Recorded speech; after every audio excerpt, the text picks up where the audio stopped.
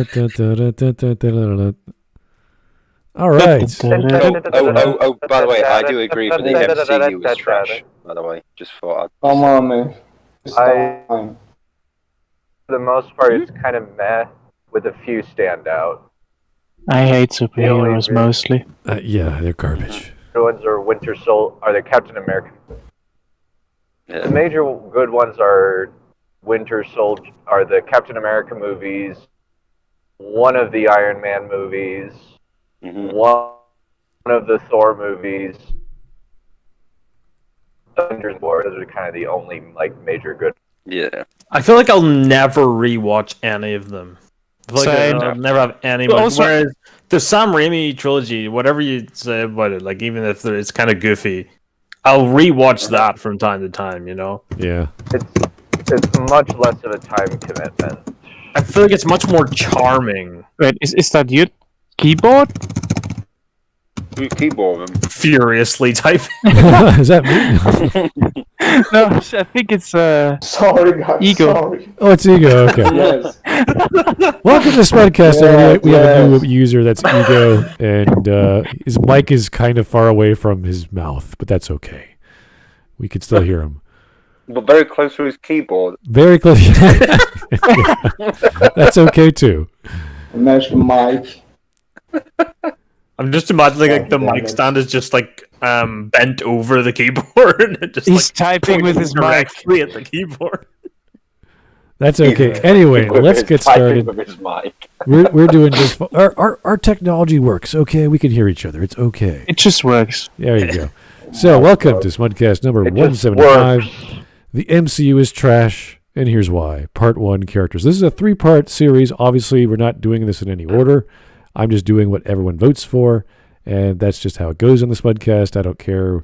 You know, if Shiny wants to do another Star Wars video, I was like, no, Shiny, we can't just do what you want. We have to actually... Stop it, Shiny.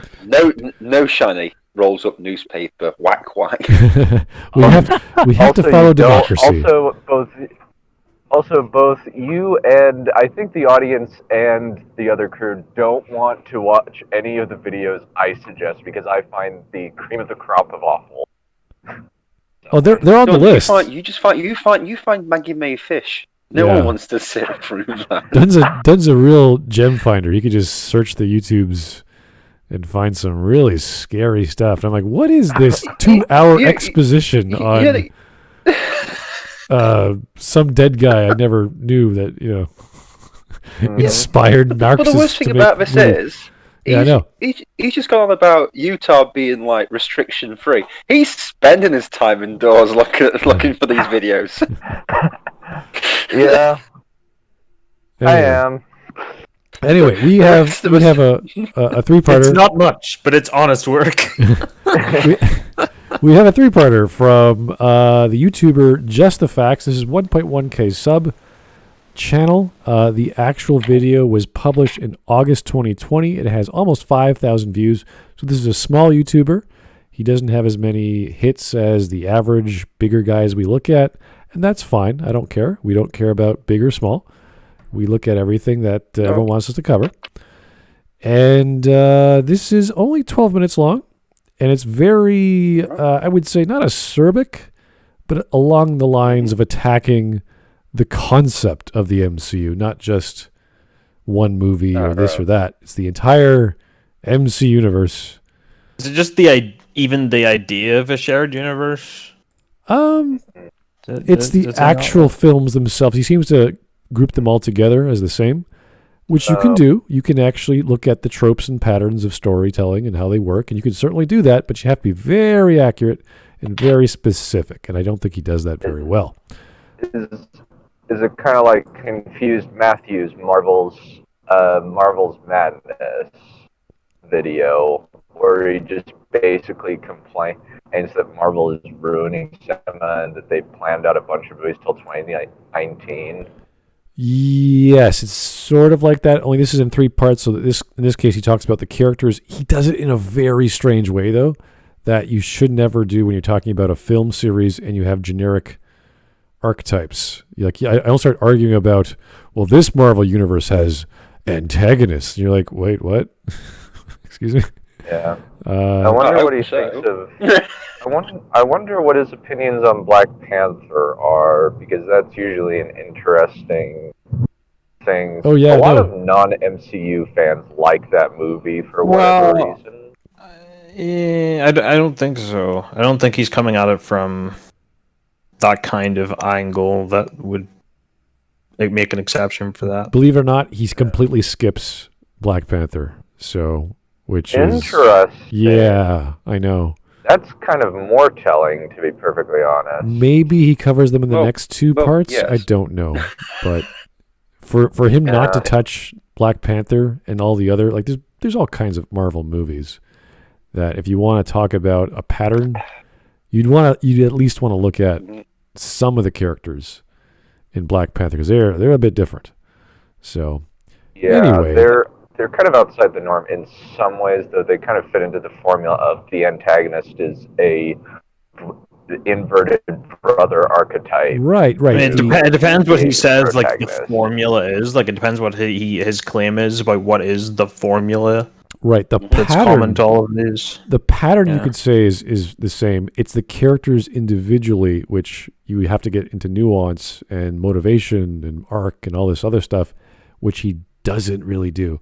But that's okay. He can explain himself. We can listen, and we can all sort of evaluate his thoughts. And that's what we do here. We laugh along. We agree. We disagree. Whatever it might be. That's totally cool. So. Okay, very rarely we agree, but okay. Oh yeah, it's true. Anyway, is everyone in the watch together? I only see a few of you guys in there. Is it just me? I can see four people out of 5. Yeah. In the watch I together. mean, I'm in it, so. All right. Right, I'll leave and I'll come back and I'll see if it like increases or decreases. Yeah. All right. Mm-hmm. Yep. See you come back there. I see 4 people still. Okay, excellent. Yeah, so Okay. 4 people. I go Yeah. Dream. Is it I go Dreamer? Is it? Yeah. Who's? Bus? Are you in the watch together? There we go. There we go. All There you right. But All wait, right. there's more. There's more. Alrighty, did I sound good? Oh, Yeah, you sound pretty good. You sound I like great. it. yeah. Alright. Don't mess with me though. Man. Oh no. That was a John's gone robot robotic. and a half. No, that wasn't me. Well, No, the only that's- thing I could complain about is that's that you're me. slightly loud on Yeah. my end. Okay. No, I said done.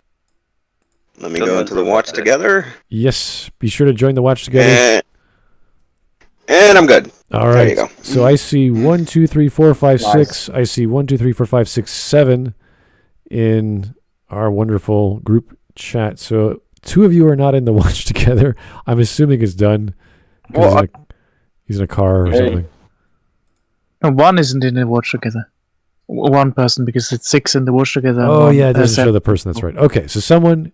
Hmm. We're gonna start. Whoever it is, jump into the watch together. The link is right at the top, and you can follow Yeah. along. Whoever it is, just raise your hand Yeah. and we'll sort it out. All right. Let's get started. This is about a 12-minute video. This should take 2 hours. Should. So if you guys are comfortable, if you got to leave, I totally understand. It may not be for everyone.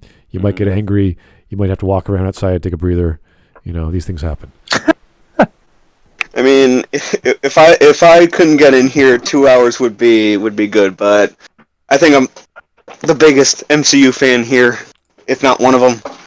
Okay. It's gonna take a little longer. All right. Let's get started.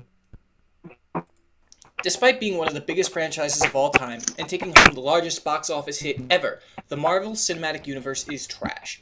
Every single film within this series is dumb, and they make you dumber for having watched them. Some people What? have been- Wow. Oh, Okay. gee, So okay. let's. Okay. Now we're off to a great start here. Damn. So I uh, admire his personally- conviction. Now let me start. there are films in the MCU that are absolute shit. Iron Man 2 and the first two Thor movies are, compared to everything else, pretty garbage. Well, Iron Man 3 was the bad And- Iron Man 1. What about No, Captain 2 was Marvel? worse. Really? What about Captain Marvel? Isn't that one pretty bad too? No, Yes it is, actually. Also, the thing is, Yeah, even but, though I yes, it is, but mainly in the whole... Yes, it is really bad, but mainly in the whole, like, politicization of it, which... Ugh. well, just a quick thing, Ginger Man, you're a bit loud on my end, Ginger Man. Yeah, a little bit, a tiny bit. Oh, sorry. Yeah. That a bit better? Yeah, That's here. better. Better now. Right. Oh, okay. No, for me also personally, while I'm not a big fan of superheroes and the Marvel MCU, I don't think it makes you dumber, and I don't think all of the films are dumb, because I think some of them are pretty good, No. even though I don't like them.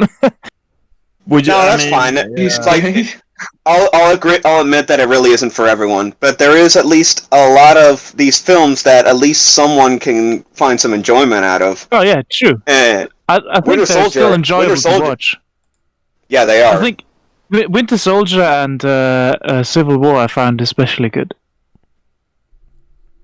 Yeah, those had really the advantage of one of the two directors being someone who never liked Captain America before doing those films, and they were actually able to make Cap fit really well in the modern world, but without losing the spirit of what made him Cap. And those movies ended up being all the better for it because it put Captain fucking America, in new situations where, yeah, he's still Cap, and to the point where, yeah, you still need him. So you said, like, it makes you dumber? Really? Yeah, he said that. Yeah, he said that. Man. Wow. Made so much of these movies that they actually believe the MCU constitutes high. However, the Marvel Cinematic Universe is trash. Every single film within this series is dumb, and they make me watch them. Some people have been made so much dumber by these movies that they actually believe the MCU constitutes high art, and are willing to say as such to esteemed filmmakers such as Martin Scorsese. If the internet has given platforms to these plebeians, I'm hoping it'll have room for a patrician such as myself to dismantle every single... Okay, wait, slow down. I will admit. I'll admit the MCU is nowhere near. Okay. I'll admit the MCU is nowhere. The MCU is nowhere near high art, but it's a lot of it is still pretty good. Yeah, We have a god among us, huh? It's Oh my God. honestly, like, I would much prefer the MCU to Transformers. Honestly. The Michael Bay Transformers movies just suck, with the exception of Bumblebee.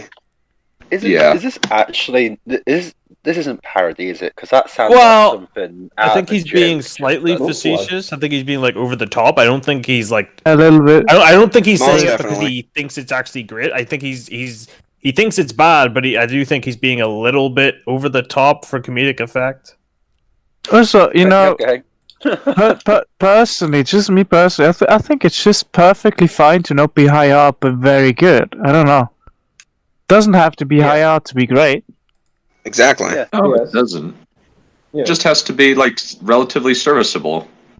As long as it's not modern art like some of the stuff we have in the museum I work at. So we have to characterize a movie by Marvel. It's summer blockbuster style. There's action, there's adventure, there's a mix of genres. You have comedy, you have romance, you have action, you have adventure. You've got supernatural powers, Yeah. you've got technology, you've got all kinds of crazy things slammed together. And they have to be coherent, they have to make sense, they have to follow the spirit of the comic book character or the comic book arc, whatever they were doing. And they all have to fit like a puzzle, because they're all interconnected, which is very difficult to pull off when you have lots of directors, and these are years and years in the works. So you have to have discipline, you have to have organization, and that's what I see. I haven't even watched half of this stuff because I don't really care, but I can respect it for what it pulled off and how it pulled it off over, was it course of like 10 years? Something like that? Yes.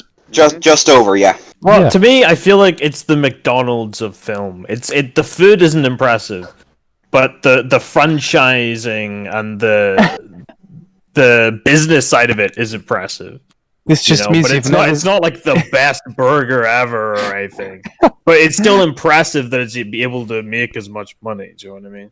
I wouldn't say McDonald's, but the principle's the same. Yeah. The gist of it, it's all right. Go with the five. Five Guys burgers. Still fast food, but it's high quality fast food. All right. Out of all the shit, this is the best there is. Okay, let's do that.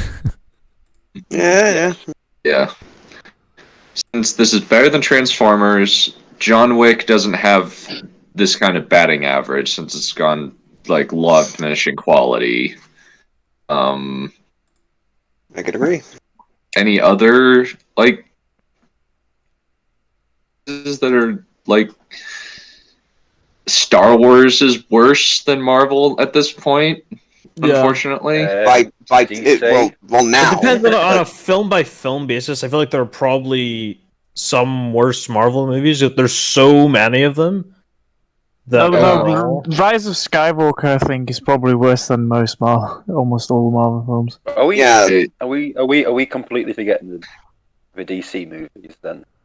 Oh yeah, I was about to say that. Yeah, it's like DC try-harding so much only to fall flat on their face most of the time. DC is Marvel MCU, but just worse. There are three it is worse, DCEU movies. There are three okay DCEU movies, and when I'm saying they're okay, which are the okay ones? I am being really charitable when I say they're okay. But even then, and those are Shazam. I quite like Shazam, yeah. Shazam, Wonder Woman 1, and Aquaman are kind of the only good ones. I kind of agree with Shazam at least. I think Shazam is a lot more fun than the other DCEU movies. It is very funny. It is very funny. Very enjoyable. I will give Dunn the benefit of the doubt and say, yes, those three are films. Mm-hmm. I would say that personally, I really enjoyed the first Wonder Woman. Not because I think it's great, but I don't know. It just does some things that I really like. I like the wee musical, sting that it has, like the motif. I quite like in Wonder Woman. It's quite catchy. It's like actually memorable. I feel like a lot of the music in the MCU isn't all that memorable, apart from ba ba ba ba ba ba ba. Like that's the only thing I remember from the MCU compared to even the Danny Elfman Batman score or something. Then again, the Avengers theme the Avengers theme is meant to be that iconic because the Avengers, the part of the MCU was what everything else was building up to, so you can understand why. But I can't remember any other significant character themes from any of the other characters. I can admit the Avengers theme was too good. Because the only one that stands out to me. The only reference to music you will find in Guardians of Galaxy, actually. Yeah. Guardians of Galaxy, yeah, probably. Also, just concerning the Marvel in general, I have a personal hatred of Thor. As a massive fan of Norse mythology, I'm just never forgive them how they massacred my boy. To be fair, I mean the comics already kind of. I know. That's why I said Marvel. So that's what they got. What they have to work with. They're kind of. I don't think the Thor comics were ever very good. Let me throw my shade. Yeah. Most of the books that I have near me will be Norse mythology books because I'm always reading at least one of those. Yeah, but having him a relationship with She-Hulk, that's peak Thor right there. So. Oh, Jesus. Yeah. She-Hulk his cousin. Yeah, She-Hulk is Bruce's cousin. Yeah. Fun fact: Loki once disguised himself as a giant woman and gave birth to several enemies of the gods. Didn't he? I thought he just had a not in Marvel though. Yeah, not in Marvel. I thought he had a. I thought that he had a giant mistress named Arjabora or something like that. Yeah, that too. But he also was a giant woman for a while. He was also a horse for a while as well. I mean, Loki is a frost giant Loki is a frost giant in Marvel, so close enough. Yeah, I suppose. Close enough. Jesus Christ. All right, Norse let's mythology get is back. freaking weird. Let's get back It to is, the it is. video. It is very weird. Single one of their. But fantastic. This video will be the first in a series where I go into some of the arguments surrounding the MCU, and today we'll be focusing on the characters. Is that just fuzzy for me, or do you guys? Is that like? It's fuzzy for me it's too. Fuzzy. I think It is a bit, yeah. I think that's just his video. It's kind of hurting my eyes. Like, am I like blind or something? Okay, he just did it on purpose. Maybe it's the video. Maybe it's the video. I'm I pretty don't sure know. it's just a editing Yeah. thing. Yeah. Okay, never mind then. Oh, your eyes do not deceive you. You hear it a lot. boy. The MCU has so many unique characters and so much variety. No, the MCU has 3 characters. The first is the protagonist, and every Okay. Yeah, get the fuck out of here with that statement, dude. The MCU has many characters, and a character archetype is a protagonist. That's true, but that's in every story ever. Well, no, he's not saying it well, he's going to say like what their protagonist is like, and say all the protagonists of all the. Oh. Yeah, but Oh, Devil, just you stop are- for like you are 5 giving- seconds you're and just giving think him about too that. much opportunity. Okay. I don't think that. So I Thor. don't think he's literally saying, "Oh, they're a protagonist." and So that's Thor is a only protagonist. fine. Iron Man's a protagonist. You got all kinds of characters in their own films. Protagonists. Are they even remotely the same? I think you could argue Hell that no. Doctor Strange and Tony Stark are kind of similar. Yeah, but then again, those characters have always been similar in that regard. Well, that would be an argument from adaptation. Like you can make this argument. Yeah, but but the Marvel universe has always had them like in parallel with one another. That isn't just the movies. Right. Like look at Tony Stark and who's the guy from Black Panther, the King. What's his name? I don't even know. T'Challa. Okay, so they're both technocrats T'Challa. in a sense. They both have lots of financial and military power behind them. It's like, okay, you got some settings and setups that are the same. But then you go to Thor, you're like, well, he's a god. Is that even remotely? Well, you could argue there's a similarity between Thor and Black Panther just because they're kind of royalty, and they're because, inheriting a throne and stuff like that. Inheriting. Yeah, a it's kingdom, like basically. if that wherever you look, there's Very plenty of similar, similarities between 2 or more characters, but that doesn't mean they're the same, dude. It just means that they have similarities, but they also have a lot of differences. No shit. Yeah.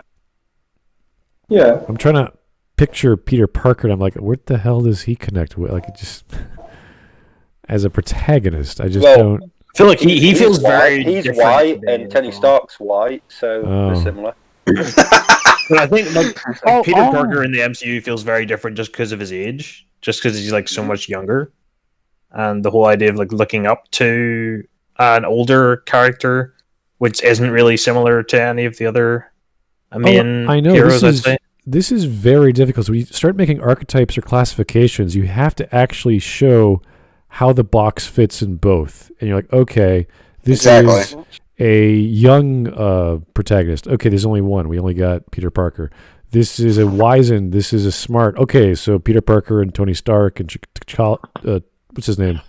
T'Chaka? Black Panther. Black Panther. Just say Black Panther. T'Challa. T'Challa. The black one. The black guy. Yeah. Oh, you asked. I was literally about to say that as well. I mean, okay. For the record, T'Chaka is the father. Okay. Is the dad? Yeah. Yeah.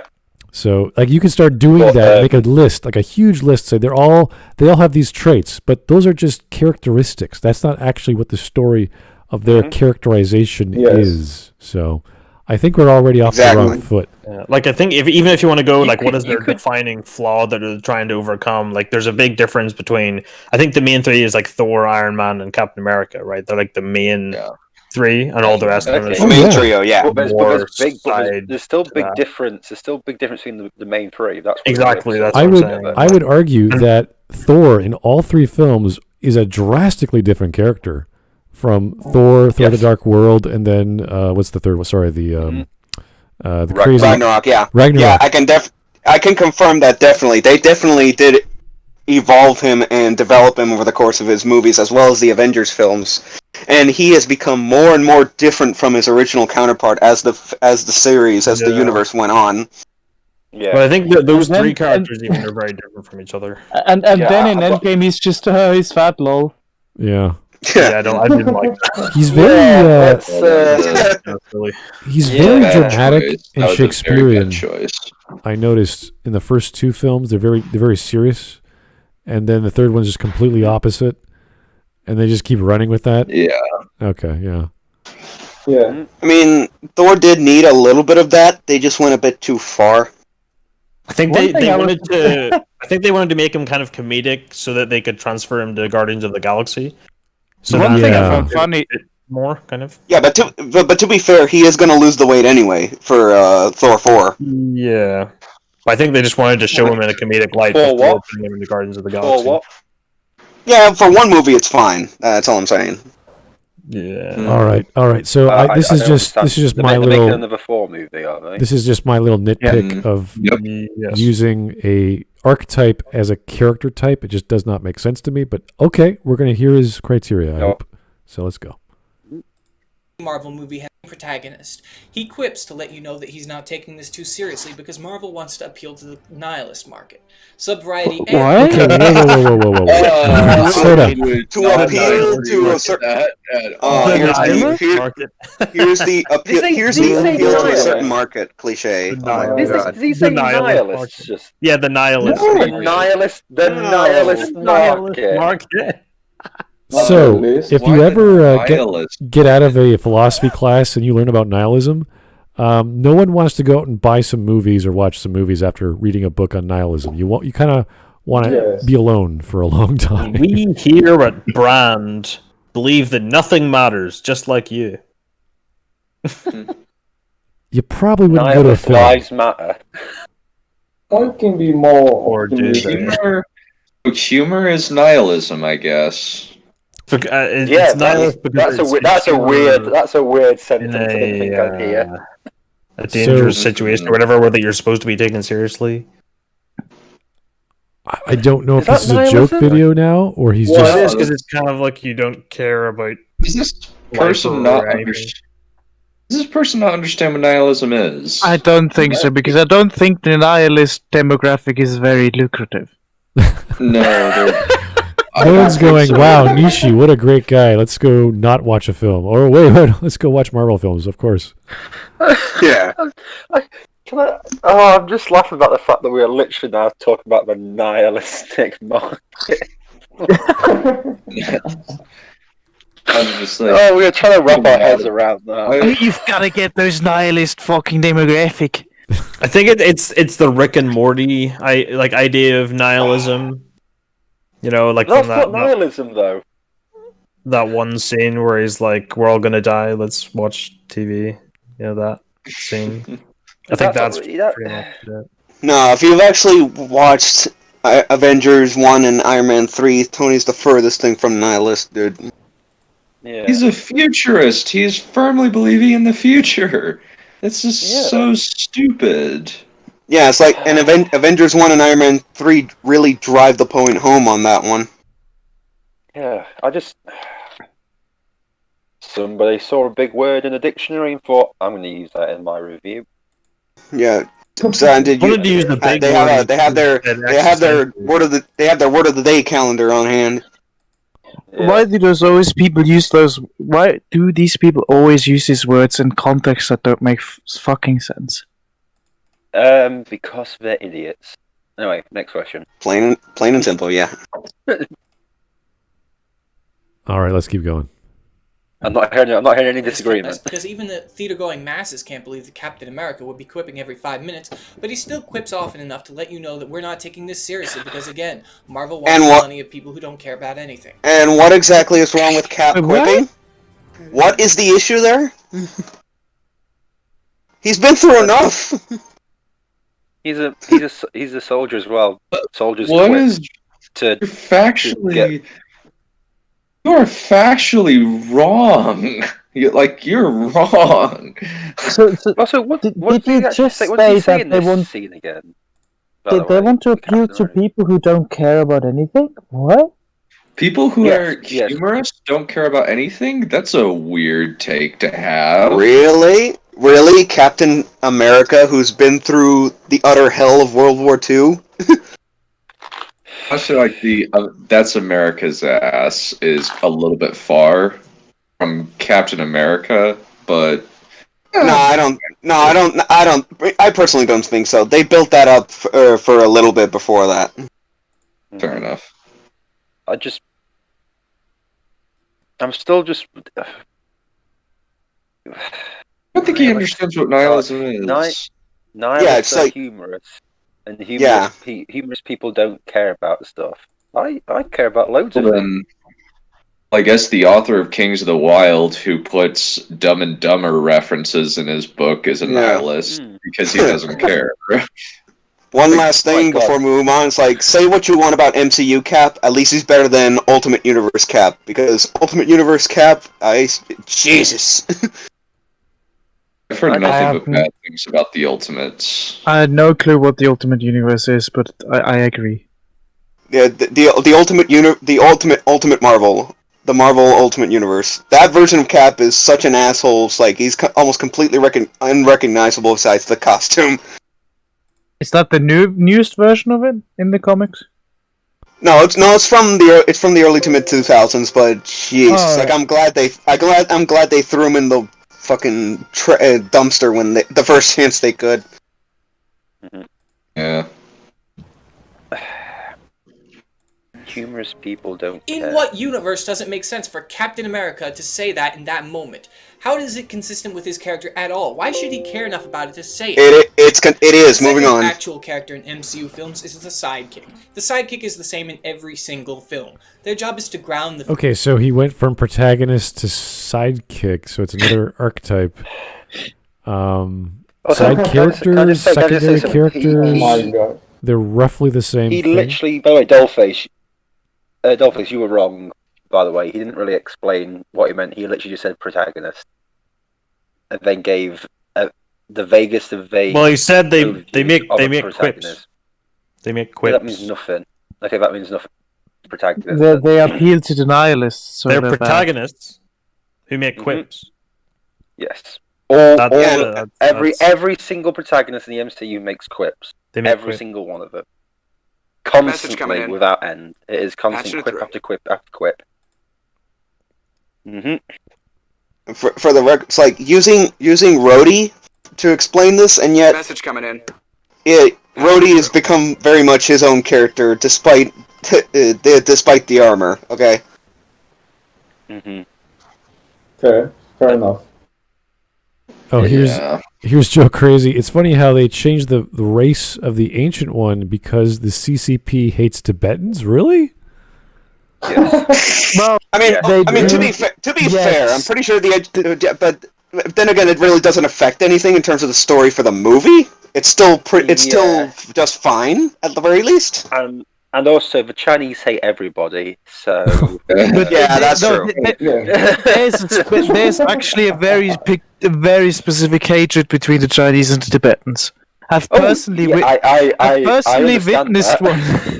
I once personally witnessed a Tibetan being called Chinese, and he just fucking almost murdered the other guy.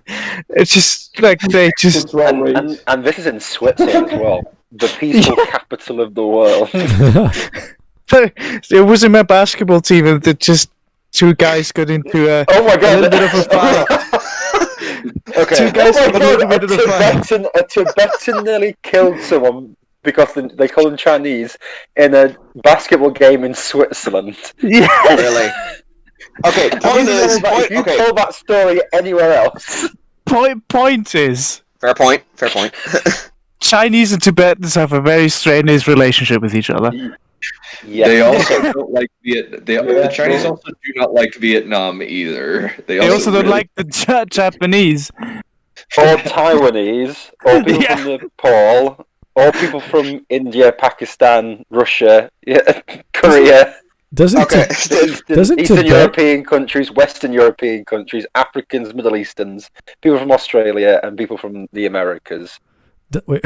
That's listed everybody that Chinese hate. Doesn't Tibet have a Swami or a holy leader that is teaching peace everywhere he goes in the world? Dalai Lama. Yeah. Dalai Lama. Yeah, I thought they would follow in his footsteps. China don't like peace. Just as an aside, it was incredibly funny to see people's reaction to the Dalai Lama saying Europe belongs to Europeans. What? Yeah. How controversial! My God. Europe belongs to Europeans, and everyone's like, no, that's racist. And Dalai Lama's like, but it's not though. It's so Who good. Africa belong to? And they're like, the Africans. And it's like, exactly. It was an embarrassing interview. That one. It was so funny to watch.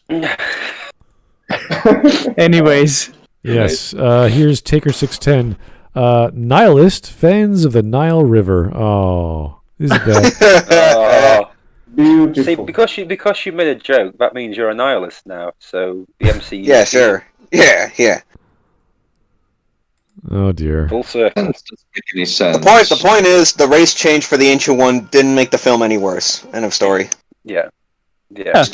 Tilda Swinton is an awesome actress and pretty much is good in everything. So she's awesome. Though her eyes are a bit crazy. I have to say that. For some of the roles she does, it helps. Yeah, like true enough. The evil wit, the Snow Queen in White Witch in Narnia. Those crazy eyes. Yeah. Man, she did such a good job in that role. She did. She's perfect. Okay, moving on.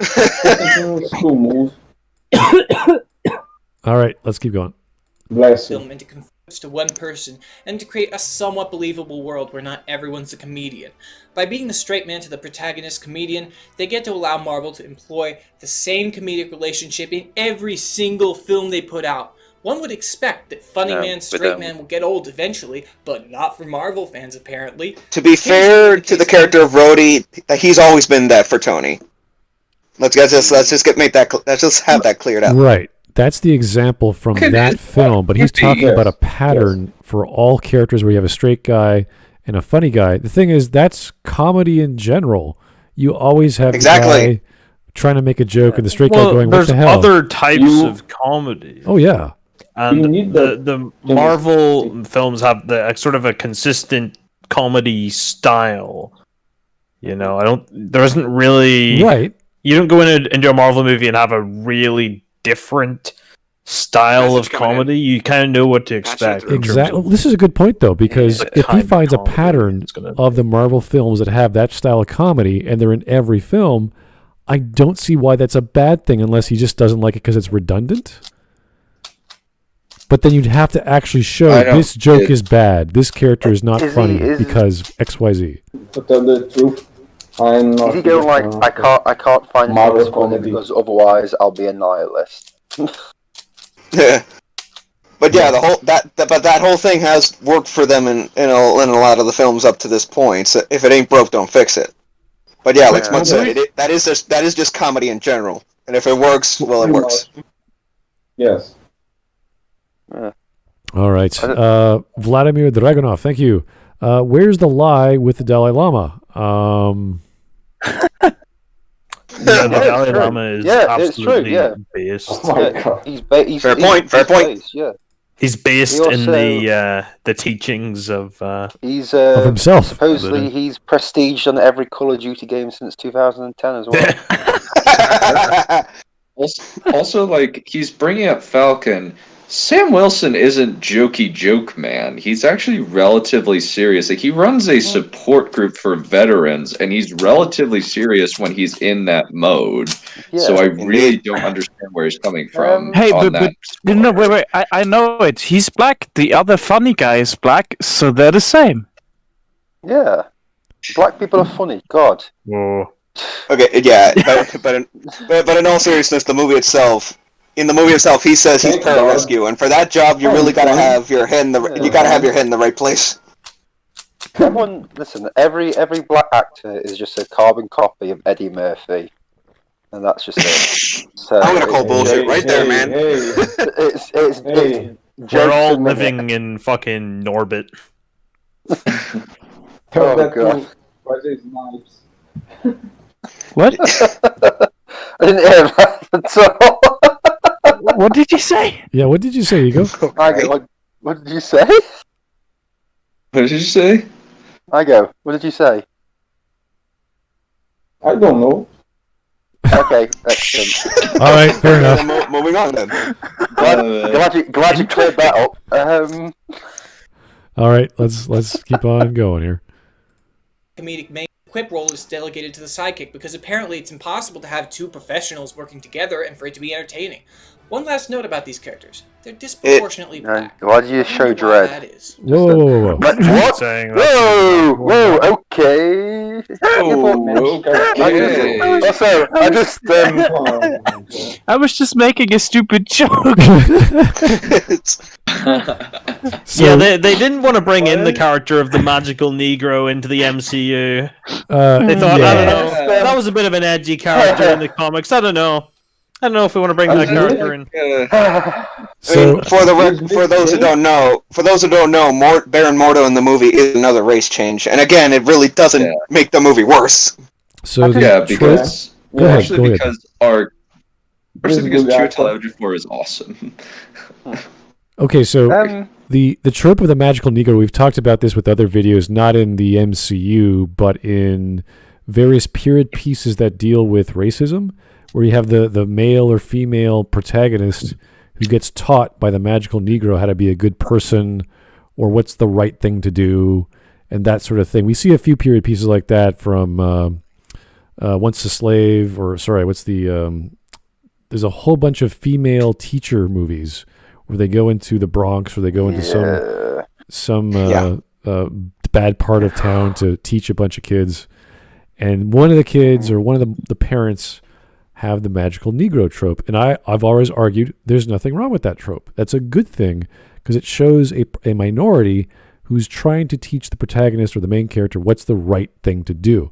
And this is what you do in your stories when you need guidance or you need some sort of help. And if you have a minority saying, hey, this is morally good, this is what you should do, that seems to be a good lesson, whether it's from a black person or a white person or whatever. The thing is, though, if these people who are getting upset at this looked at this from the perspective of like someone who was more interested in, I guess, like how it affects white people, they would look at it and go, so say if it was a black protagonist that needed a white character to tell them how to be a good person, they would be like, so they don't know how to be a good person until the white person tells them to be a good person. That's extremely how dare you imply that black people need a white person to know how to be a good person? But because it's the other way around, they somehow fucking mental gymnastics. Also, there's these bad because. No. There's completely also fucking moronic. Yeah, there's also like really stupid stuff like what is it? Like the fact that like they just say they don't criticize Black Panther for basically being the noble savage trope personified, whereas they'll say Avatar sucks because it's the noble savage trope. It's such a double standard. Wait. Avatar? Oh, you mean the blue aliens? Yeah, the blue alien people. James Cameron one, yeah. Dances with Smurfs. Fair point. So we can list a whole bunch of side characters or non-main characters who are not funny or not trying to be funny. I think Pepper Potts is an example.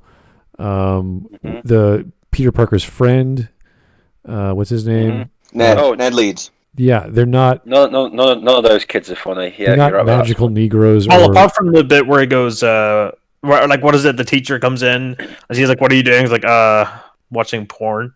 That bit. Which was the thing as well, and I feel like that moment though was different from Well, same with Thor Ragnarok. Who is the magical Negro there? I'm trying to think. Is there a Negro? What's his name? Idris Elba.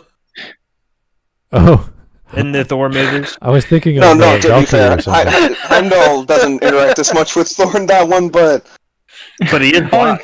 No. If it applied to Ragnarok, it would be Valkyrie, but no. It would be Hulk. Oh, really? Hulk's still white, even as the Hulk. Have you been mean? To be fair, he identifies as green. So well, green is okay. Not to sound racist, but green doesn't mean the same as black. Let's Not be to be honest. racist or anything, but green people. Sounds pretty racist to me. Come on. Wow. Someone's banned from Twitter now. It's because I'm green, isn't it? Oh yeah, pick on the green guy. Oh yeah, typical. Green lives matter, guys. Green lives matter. Oh, there's a destroyed cars everywhere. Oh, it must be the green guy. Oh, No, you guys say that, but that is a plot point at some point. It's like criticize so much for all the destruction, and he just decides to leave like a fucking tool. No respect he does actually leave. Yeah, poor guy. Exactly. Yeah. So we can all agree there's plenty of diversity in the MCU, whether they are morally the voice of teaching the audience what is right and wrong, whether they're white, black, or brown makes very little difference. And I think that's about it. Yeah. Yeah. You hear about a car getting smashed and you think that of me? No, I am the one who's smashed.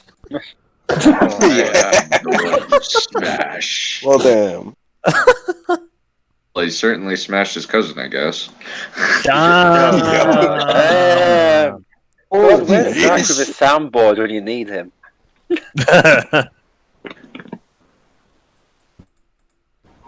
Last actual character that you'll find in MCU films is the antagonist. As a rule, they're about as threatening as Dr. Robotnik in the Sonic comics. You already know as soon as you start the film that they're going to lose without accomplishing anything of importance. Sonic and no, comic. killing the mentor does not kill them. And they play back throughout. They're going to lose. Let's just rewind that. Thanos says hi. Thanos wins. Yes, Thanos wins. Infinity War. Yeah. But he gets defeated in Endgame. After he kills half the universe. No. Just I probably think people like him would make that argument, but in the end, he still get defeated. You know what? Most villains in movies lose. It was such a risk pretty for much Infinity War 99%. to actually have the villain win, and that was such a change because everyone they're gonna somehow beat the bad. Like, nope, they all lose. So it's like, dude, did you watch it? Like, that was the big thing. That Infinity War doing that was a big deal. And even when you read the Infinity Gauntlet comic or the arc of the Infinity Gauntlet, everyone, like, pretty much everyone dies. It's crazy. Well, half of everyone dies, to be fair. But that has to happen because that is literally straight out of the comics. If that doesn't happen, then what the hell business does it have calling itself Infinity War? Yeah, it would take a long series of videos to get at least 3 or 4 to get the Infinity Gauntlet arc to be translated properly to film because there's so many characters, there's so many arcs, there's so much stuff. To have them use the Infinity arc, it was planned. Not only was it planned from the beginning, but it took them 9 years to get there in the first place. Yeah. So a villain winning, good move, Marvel. You subverted our expectations and you did it in a respectable way. Bravo. But why? So does that mean that he hates every other film that's ever pretty much existed since nearly all of them had the villain lose? Yeah. The antagonist. From the sound of it, yeah. The only other film that I can think of where the villain wins is Empire Strikes Back. That is the only one I can think of off the top of my head. There's a few horror movies where the villains win. I'll admit that the really big example that you can compare Infinity War to is Empire Strikes Back. Because in terms of the really the blockbuster movies, that really is the only one you can compare it to. I'll grant you that. But still, there's probably somewhere that has a. I don't remember. It's probably it's mostly just a bunch of horror horror movies. Oh no, definitely. Well, there's a few. But a lot of movies based are on so war dumb. usually end badly. But usually, do they win? Do they win or lose? Is the question. They win in the scale of winning the war, but the personal stories usually end badly. Like, but Boy I in the think Striped Pajamas, in a way villains we win kind of pretty expect much. they to win, like Jason and Freddy. Yeah, Jason and Freddy. Yeah, they do they win though? They always come back, to the so it's sequel. kind of the genre has that pattern of the villain being indestructible to a degree, and the female or whoever is the survivor ends up defeating them in some way. But that's kind of the point. They just keep coming back. They keep reinventing a reason why they have to come back. Yeah. So, yeah, you could take that for what it's worth. But those are B horror films. They're supposed to be that way. Whereas Marvel, they're not mainstream. No, Marvel planned out super mainstream. a giant overarching plot across their entire universe to culminate in one ending. So to do that is hard enough. I would expect them to have standard tropes where the heroes win and win and win and keep winning till we get to the end. But for them to, actually have the villain win at the end of a film, which is a pretty somber story as far as movies go. It's like, oh my God, everyone dies except, a few, which you don't see. And you're like, oh, that's pretty bitter. The end. And you're like, oh my God. So, yeah, anticipation for the following film would have to mean something. And what is it? The Eternals are next up, which makes perfect sense because that was what was missing in the Infinity Gauntlet story. So, I'm excited because that's what I'm interested in. I'm actually interested in those elements. That was the move the villain win in the end. I mean, I'm grateful they didn't introduce the Eternals earlier because at least for the way they did it, you didn't really need them. Yeah, the Eternals are just kind of a crazy concept. Yeah, the whole cosmic existence in the Marvel universe is yeah, you really didn't need them for the Infinity Gauntlet saga. I can admit to that.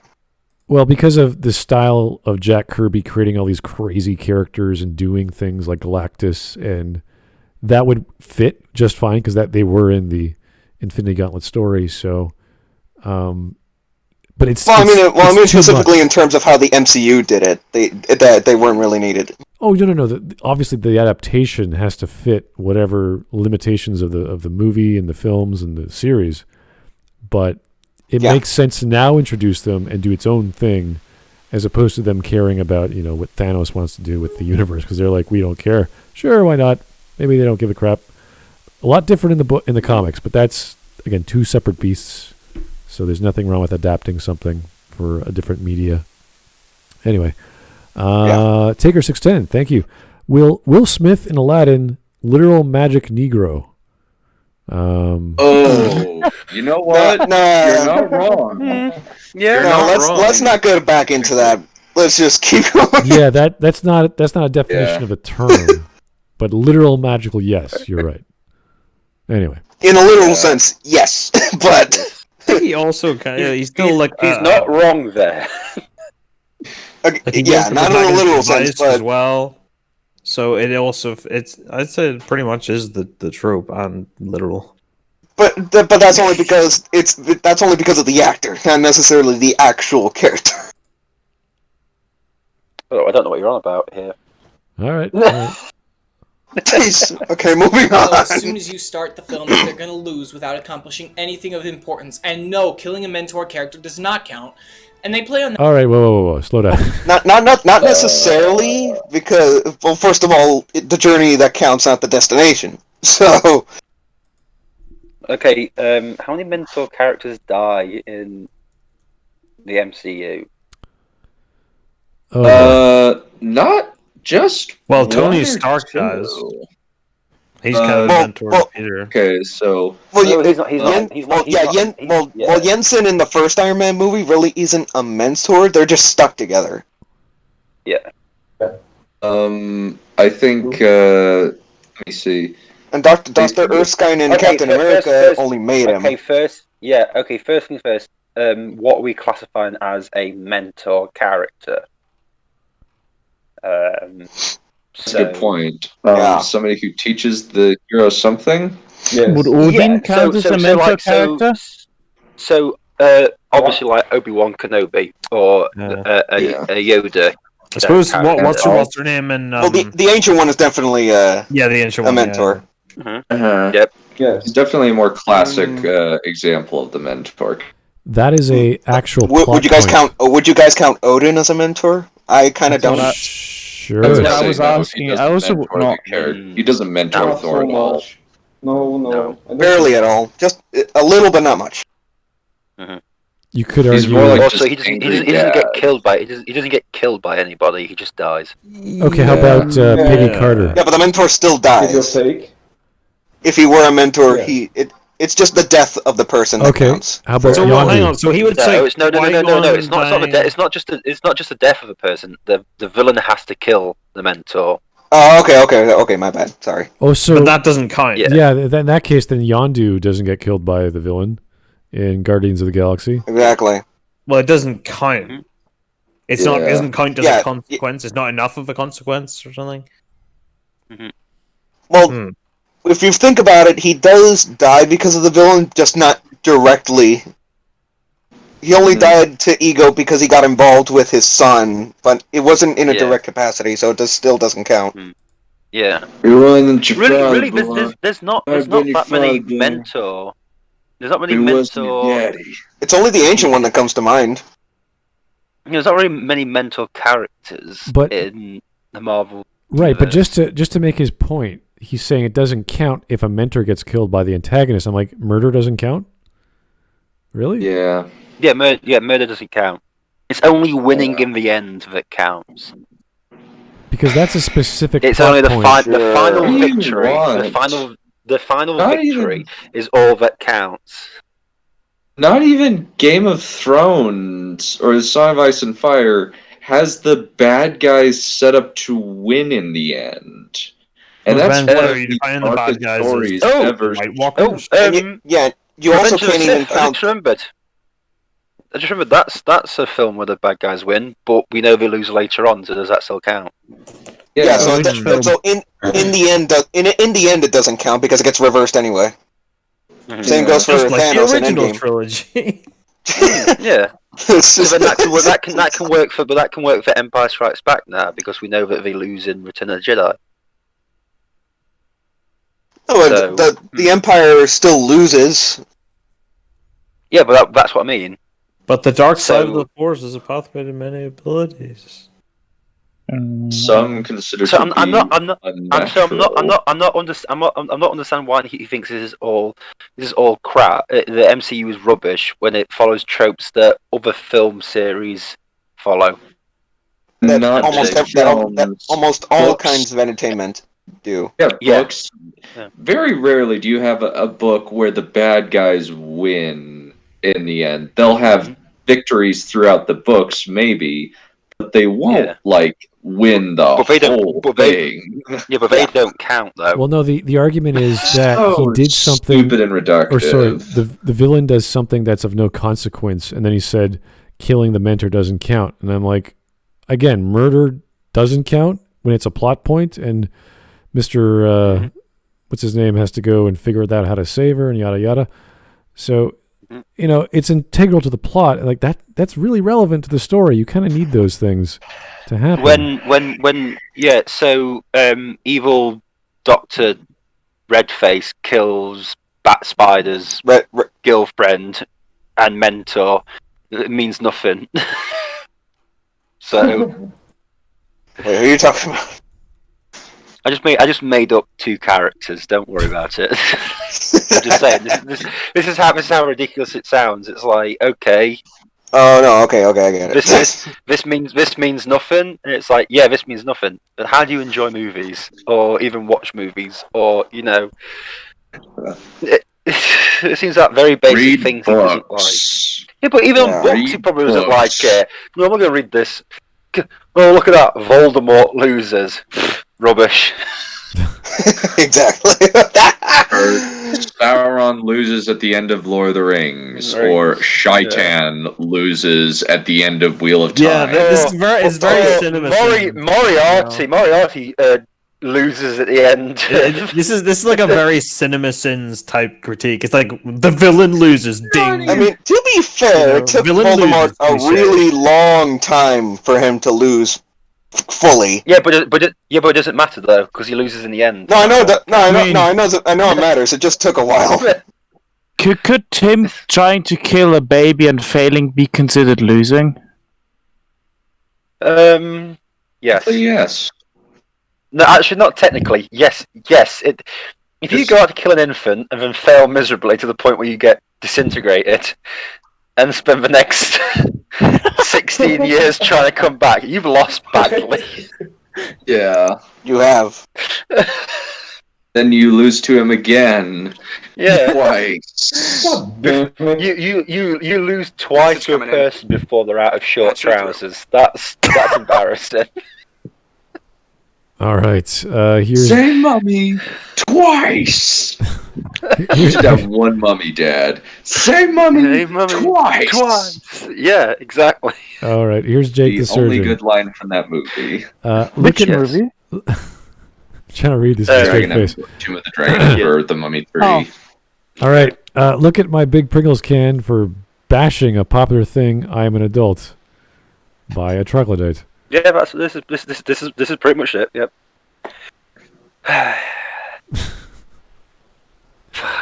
I don't mind having these big hard takes on what makes something not work. I just want you to explain it. Mm-hmm. Anyway, I'm trying to think whether this is actually just a parody video. I honestly really don't think it is. No, I don't think so. This is very. Because if it's not, then I'm just going to say this: whoever made this is a fucking idiot. And my guess is the person who really doesn't like the MCU and is very mad that it's popular. Right. Yeah. Probably a DCEU fanboy. No. I think he's just contrarian. I think he's just sort of being contrarian. Take a look at his channel. I would like his. Honestly, at this point, I would like his opinion on Nightcrawler because Nightcrawler is a very interesting movie. I fucking love that movie. Nightcrawler's amazing. Nightcrawler's awesome. All right, so let's look at. I love Nightcrawler, but I guess how would you characterize Lou? I don't remember his name. I just remember it's Lou, and it's played by Jake Gyllenhaal. Yeah. Oh, that's the main thing I remember, and that he's a stone cold sociopath and. Gyllenhaal plays him perfectly. I'm just looking at his. Would you characterize him as a villain or anti-hero? Well, he's the protagonist, but he's not like a nice guy. He's not heroic.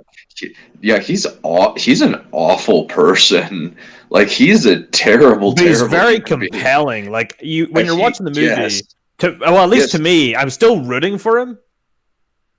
I still want to see him succeed in a weird way. I agree. That's how I feel too. Because he is partially it's because he's very competent. But he's not straight off the bat successful. You actually see him putting things together and learning and just studying self-help books and studying patterns and being able to figure things out. And it's really, really interesting. All right. So if we look at his actual channel, he has about 5 months worth of videos, and he has attacks on Marx, on the MCU, on Halo, on veganism. That's surprising. It's just all over the place. He's just bashing on everything. I'm like, dude, is there any rhyme or reason? This guy. Oh, he seems, yeah. The language tier list. Which language should you learn? Oh my. What? The French Revolution was a mistake, and here's why. What language you should learn? Good gosh, what is wrong with this man? 1,000-week Reich, like TNO, but goodish?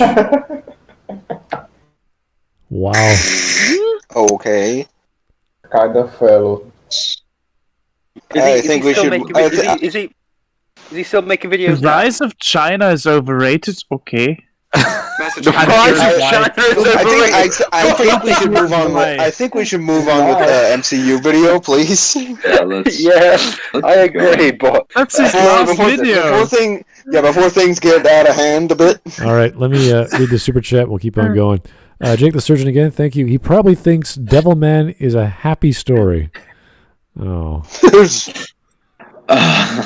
I mean, in this crazy world, you never know. I've never heard of that piece of media.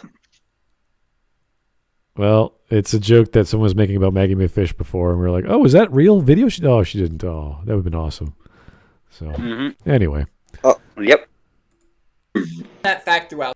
They too do not take seriously what they're doing, and they often quip and ham it up for the entertainment of the 12-year-olds who should be too old to watch this. I mean, they're the There's villain! one exception I can think of to this, and that's in Thor 2, where the antagonist doesn't even have this little character.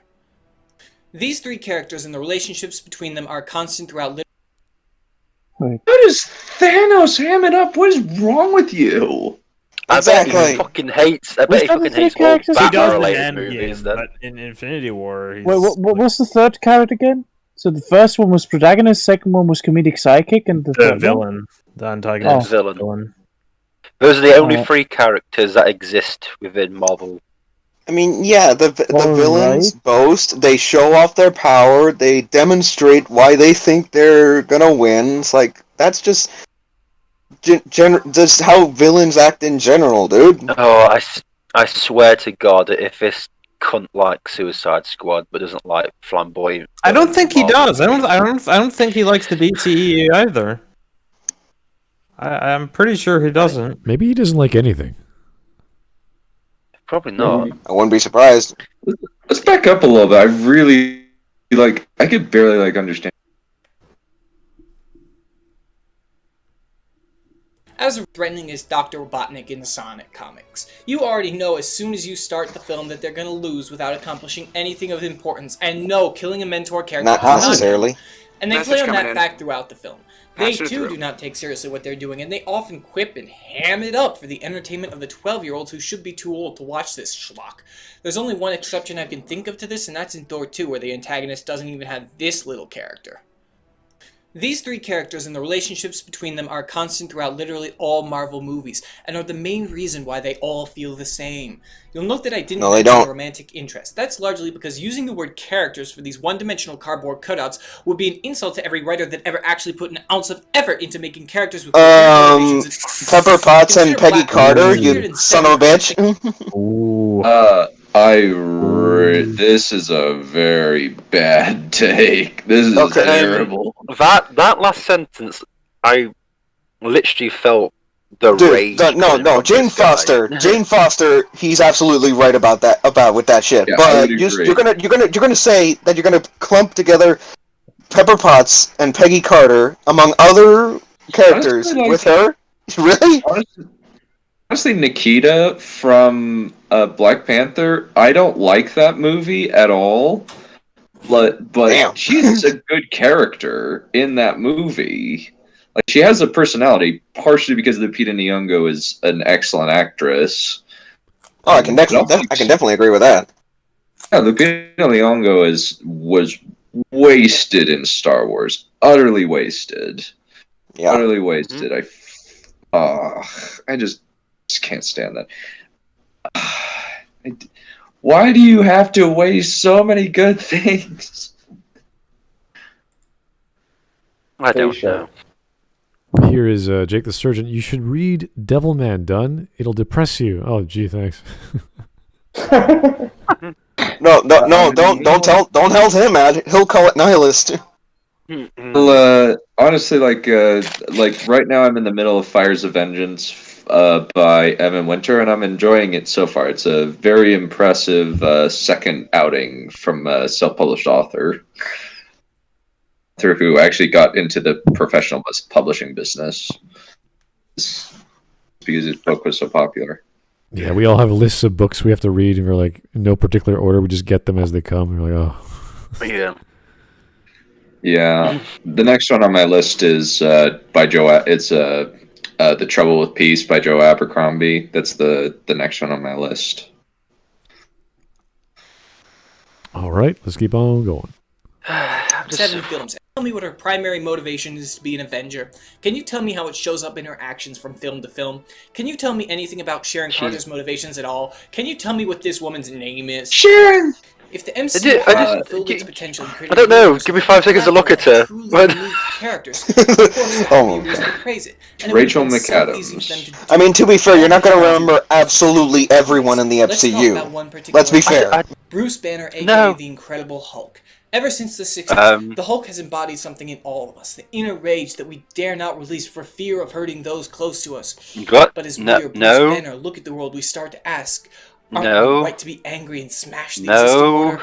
But No. then we inspire No. fear in the existing authorities, but why shouldn't they be afraid What? of us? This Definitely. is What the fuck are you on Off about base here? on this. Banner. Yeah, definitely They way drive off base on this smash one. all society and the need to exist in society and not Mate, Smash our seriously, just society? listen. Unscrew the cap, What? pour into your hand, have a glass of water, and whatever your doctor's giving you for tablets, just take them, because you are fucking going off somewhere. But Hawk, we live in a society. Clearly. I don't. What the fuck was that last 5 minutes?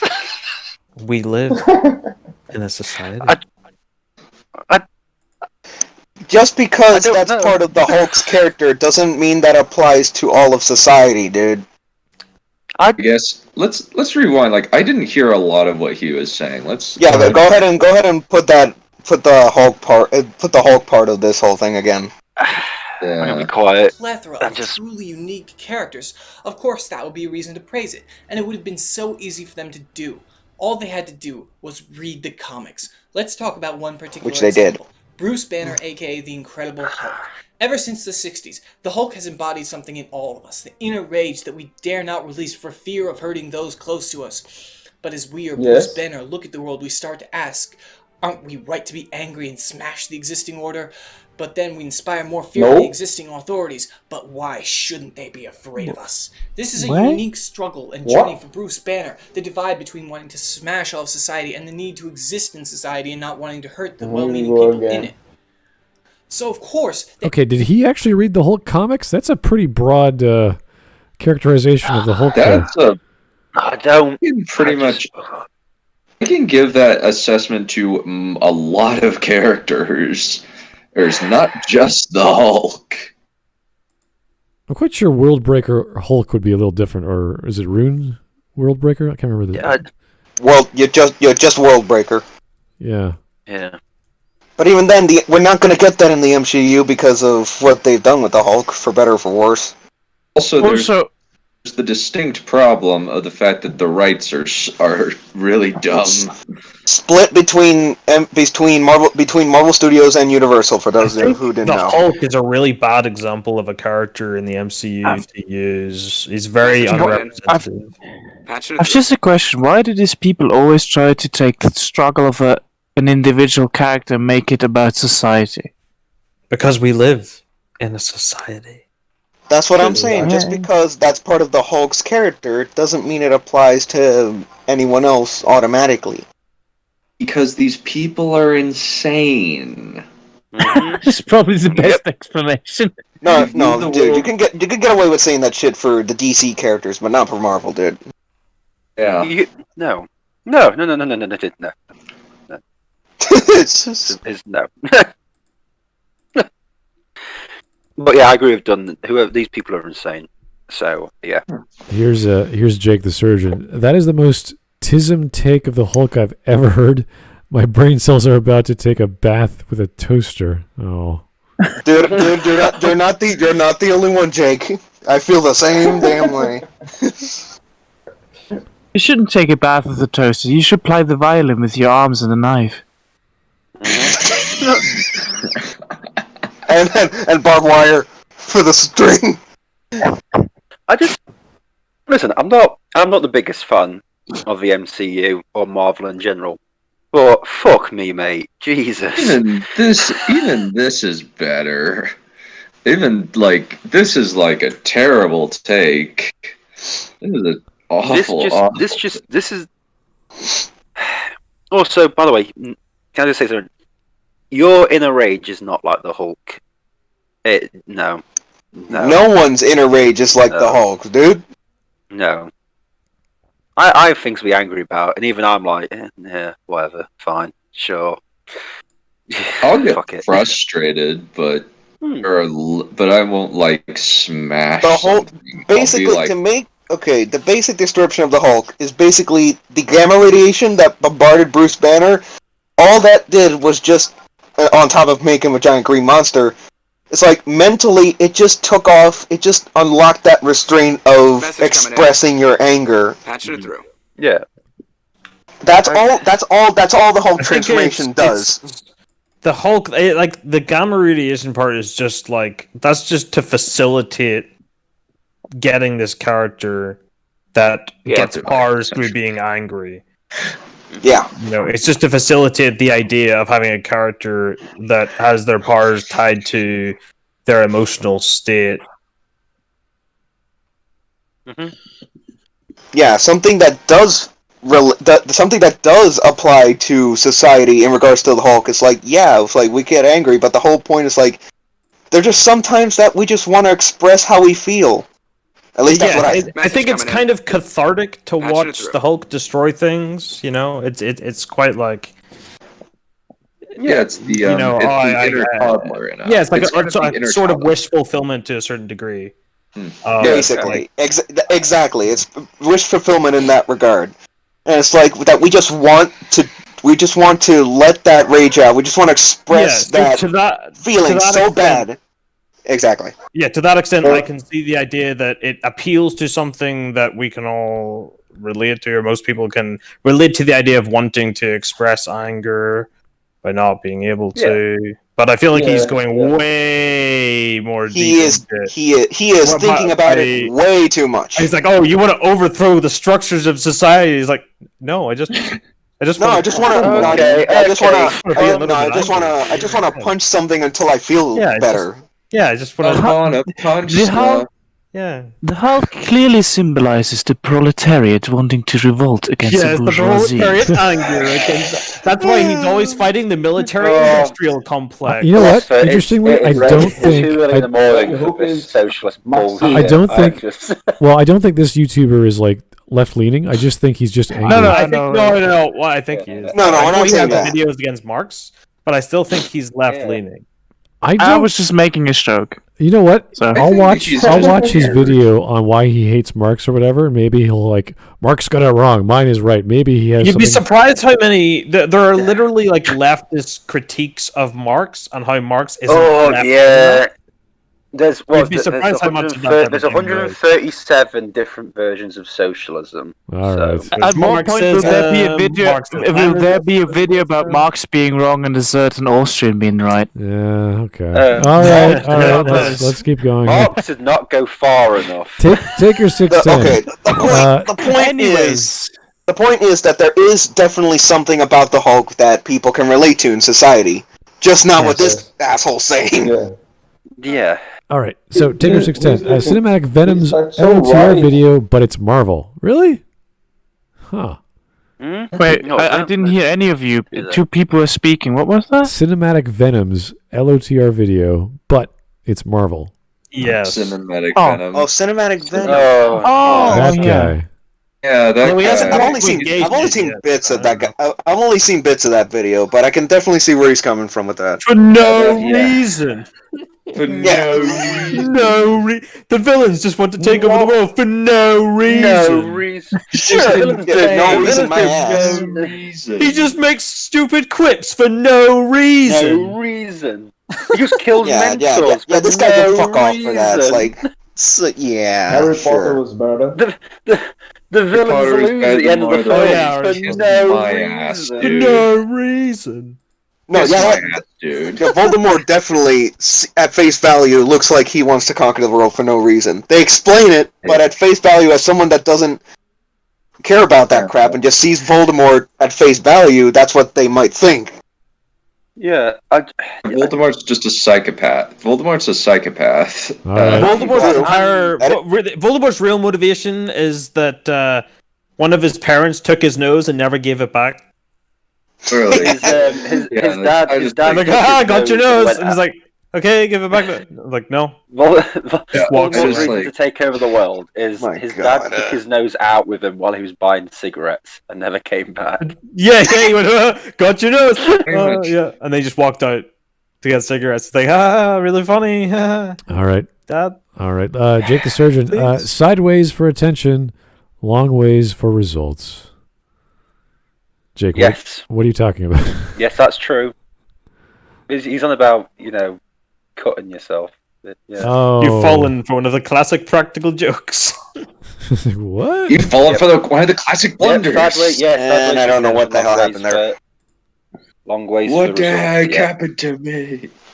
All right. We're not even halfway done. I know too much. I know too much about that since I grew up in the emo punk era. Oh, yeah. So. There's no people slitting their wrists there. That's totally normal. Okay. MCUs at all. Instead, they just make him an idiot for comedic effect. Bruce Banner sticking on. No, we don't. What? No! Wait a minute. No. Idiot? There's no time for a thing. That's the thing right there. Let's go. I mean, in Infinity War, it's because he literally can't transform back into the Hulk because the Hulk, for once in his goddamn life, is scared. Yeah. That's bullshit. Yeah.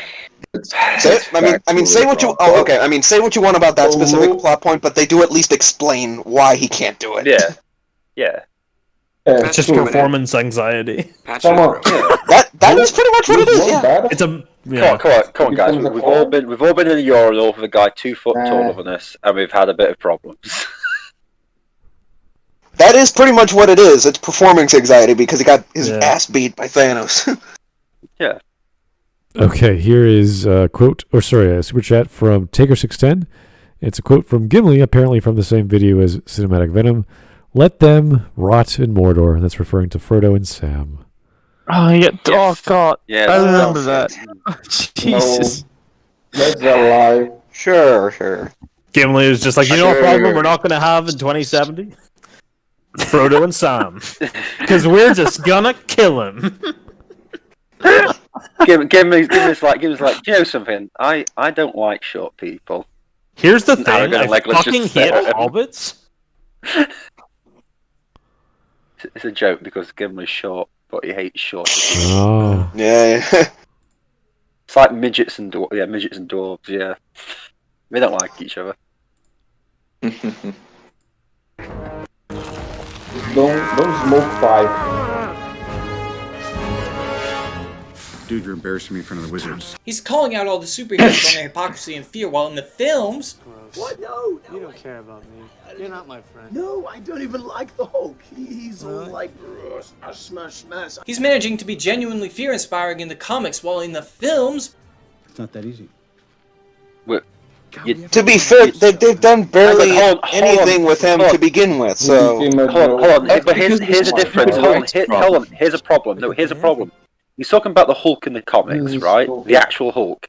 He's now talking about Bruce Banner here. He's not talking about the Hulk. He's talking about Bruce Banner. They're two separate... Yeah, okay, they're the same person, but they're two separate characters. Oh, yeah, you're right. Yeah, he's talking about Hulk in the comics, but Bruce in the movies. Okay, this is that like makes one no of the problems with Bruce in the movies is that you don't really see... unless you count the the standalone Hulk movies, because they're kind of weird to me. Because obviously, there's only one standalone. I mean, there's only one standalone. The MCU only has one. Right? Yeah. But to me, it feels completely disconnected. So it feels like we're just meeting Mark Ruffalo's character, and he's already gone through basically the Hulk's main character arc, and so you feel you're so you kind of feel cheated to me, like you're kind of missed a whole big thing of his character. The thing is, I understand that, but the major problem here is going like the Hulk in the comics is threatening and imposing, but look, Bruce Banner here is like a comedy, comedy relief. Okay, but then again, in the comics, Hulk has gone through more than enough character development over decades to warrant that kind of behavior against the entire rest of the superheroes. I understand that, but here's the problem. As I said before, he's talking about Hulk in the comics. He's talking about Banner in the movies. He's not talking actually about Hulk. I get that. No, I understand. No, I understand that. I definitely understand that. Well, my issue here is that he's referring to the primary source, which is the comic, which is a massive, massive tapestry of numerous types of comics based off the Hulk and series that Hulk was in, as opposed to critiquing the actual film. Message coming in. It contradicts itself too is another issue. No, but you gotta admit that the MCU would not have worked if they were just able to dump literally everything from the comics into the cinematic universe. It would not have worked. Yeah, I understand that, but this guy. But what I'm trying to point out is this guy is such a fucking idiot, or disingenuous dick, right? That he's literally not doing the correct form of like comparison. He's not actually comparing Hulks. He's comparing two different characters now. Well, I feel like he's conflating. I'm now saying that. He's conflating Hulk and Banner, and it's all two sides of the same coin. It's all the same. It's sort the of issue thing. is still. It's not. The issue is still he's looking at the comics and going, look at this poor adaptation. I'm like, I don't care what the comics say. I'm sure there's all kinds of great stories in there. Show me where there are.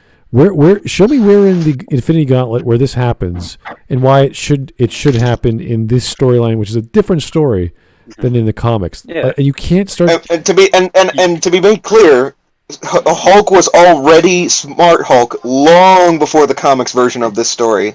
Long before, so you can't even quantify that kind of comparison when it comes to the two Hulks in regards to this story. Yeah.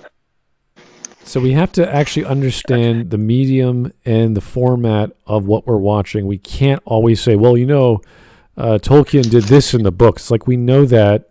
That's not why we're here in the cinema. Yeah. We're here to watch a movie. This is completely different. Yeah, the movies work better as movies than the books work as books, to be perfectly honest, because the books go on a lot of tangents that aren't relevant. Yeah, to the and that is the whole point. It's like they had to cherry pick very specific things for what they plan to do for the movies. Yeah, like personally, like I still really like the books for Lord of the Rings. But I don't feel like the Tom Bombadil thing really adds that much. No, it doesn't. Tom Bombadil's worthless. Even in the books, I feel like I feel like it didn't add that much. It didn't really need to be there, even in the books. Interestingly enough, yeah, I find them the most memorable because like the pacing in the movies is so much better. I'm not saying I'm not defending Tom Bombadil. I just remember it so much because it was so weird. And it was like, wow, here's this super powerful dude who's a god and he has rings and it's like, holy shit. But he's like, I don't care. Yeah. Bye. Have a good day. To me, it felt like something that would work better in The Hobbit. Like, it feels like a holdover from the style and tone of The Hobbit. So, do you know why? Do you know why Tom Bombadil was included by Tolkien? Is it because Tom Bombadil was a story that he told his kids? No. Yeah, exactly. Yeah, He's basically. No, I get that. I get that. But... He's Winnie the Pooh to the Tolkien kids, which is interesting. There you go. I really like the Tom Bombadil side story because it kind of fleshes out the world they live in. Yeah, I guess. I feel like it's so fleshed out already, and it just tonally, to me, it doesn't work. Okay, well, I personally, I just really like it. I really like it. Yeah, it's kind of symbolic of like the Adam and Eve myth and part of like the Christian mythology that he's going for. So I'm just like, I'm fine with it. It's just like this is a pacing destroying moment, though. Yeah, exactly. There's so many of those though, where Merry and Pippin are just doing whatever, and you're like, guys, you gonna get on with your quest? Let's hunt some rabbits. Yeah. Okay, fine. It's a side quest. Yeah. Anyway, Jake the Surgeon, thank you again. He seems to be cherry-picking examples from the comics and not all the incarnations where Hulk has been chill and sometimes wholesome. So I don't know if he's arguing against the comics or against the film, because he seems to be talking about the Hulk in general, which isn't fair. No, he is definitely arguing against the films, but the way he's doing it is just not the way to go at all. Yeah, could you imagine a Batman fan like looking at the entirety of the canon of the Batman comics, which there are thousands, and going, well, this version of Batman wouldn't have done that. You're like, no kidding. But maybe well, Batman uses a gun in Yeah. Up until I think 1941. In the golden age, yeah. Yeah, so it's like there's but I tons feel like of for a character like that, but like for like a comic book character, like from like American comics, even if there's multiple iterations, like I think there's an argument to be made that there's certain things that are fundamental to identifying it as that character, and that if you use too many of those things, that it's just there's no point in having it be an iteration of that character at that point because it's just so different. Yeah. Well, because it's like with Batman, a lot of the mythos with Batman comes from the animated series. A lot of what people view Batman as come from. Yeah, I think that really shaped not the comics. Like the animated series definitely reshaped the comics as we know them. Mm-hmm. Yeah, but it shaped the Harley Quinn. So it's like saying, yeah, this Batman film is not like the animated series. It's like, yeah, we know it's not meant to be. Yeah. I'd say trying to keep track of continuity in comics will just drive you insane. Yeah. True enough. Yeah. All right. Let's keep going. Yeah.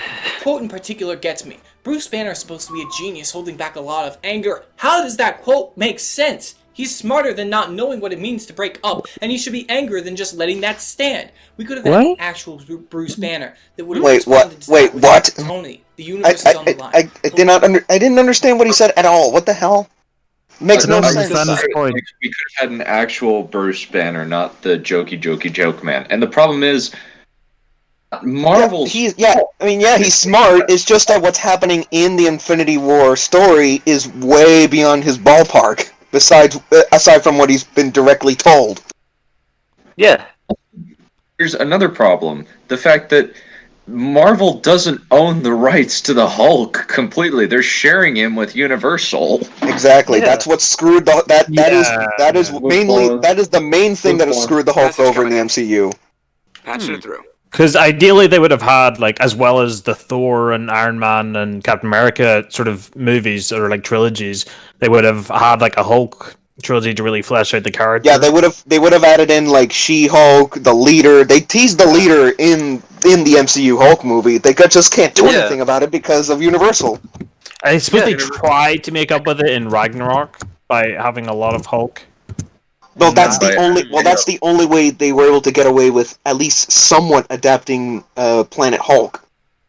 Yeah, they only barely adapted it because of Universal's interference.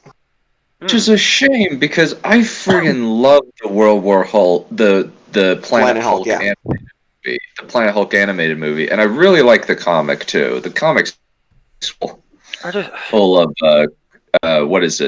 World War Hulk. I really love that. That's when he comes back to Earth and tries to get revenge on Stark, on Reed Richards, on Hank Pym. Like all the people that sent him away to Sakaar in the first place. Well, not to Sakaar, but you get what I mean. Let's kind of go back a little bit and see what he says. Like a band? Like the Beatles? This quote in particular gets me. Bruce Banner is supposed to be a genius holding back a lot of anger. How does that quote make sense? He's smarter than not knowing what it means to break up. Hold on. What is the line? What's the line from Tony that he's responding to? He's like getting the band back together. Yeah. No. Yeah, it's like a breakup. What? Like a breakup, like a band, like the Beatles. So they're trying. So supposedly, because he's intelligent, he should know what a breakup is. Yeah, but you can tell he's specifying what Tony means by the Avengers breaking up. Yeah, he's saying that he's being flippant about he's basically saying the world's at stake, and why are you being like, what do you mean you're breaking up? This isn't a band. This is like the world is. That is what he means. When he says, "Oh, you're no," because you have to remember, Hulk wasn't around for the whole Civil War stuff, so he doesn't know that the Avengers broke up. That's what I'm saying. Yeah, but I think So Bruce Banner's like, what do you mean we broke up? Like, what do you mean like a band breaks up? Because he might be intelligent when it comes to science, but he's always been awkward when it comes to people. Yeah. I guess. I mean, he's not as much of a people person as like Tony, who is also a genius, but he's much more of a people person. Yeah. It's really frustrating. Why am I having to defend the MCU with stuff? Because this person is stupid. Because this person is dumb. Yeah, first time for everything. Yeah, but I'm just like, I don't know. I'd say he's more biased than stupid. I think he knows what he's talking about. He's just applying it in the wrong direction. Yeah, definitely. Yeah. Okay. Jake the Surgeon. Also, MCU Hulk wasn't yeeted into space against his will in order for him to think about calling out superhero hypocrisy. Okay. He left on his own, so... Yeah, Heimdall used the last of the Bifrost to get him to Earth. Let's be fair. Just... And which in itself isn't out of nowhere either. It's like an individual can summon the Bifrost if they have like enough. What was it? Dark magic to do it. And we even see it later with Stormbreaker. Okay,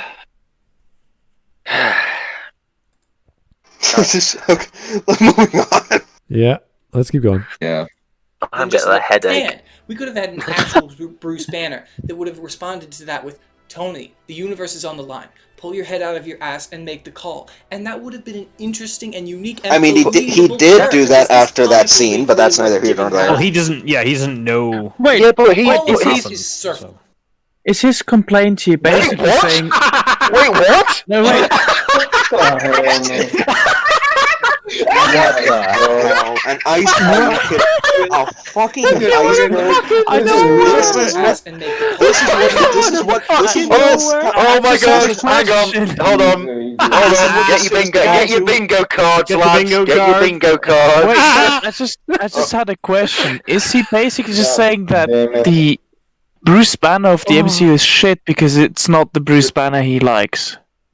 Yeah, well, he's saying like it should be XYZ, and it should be this Bruce Banner from this particular comic book storyline. So it's an adaptation argument. Yeah, pretty much. Yeah. All right, then. Let's get on to oppressing women and minorities.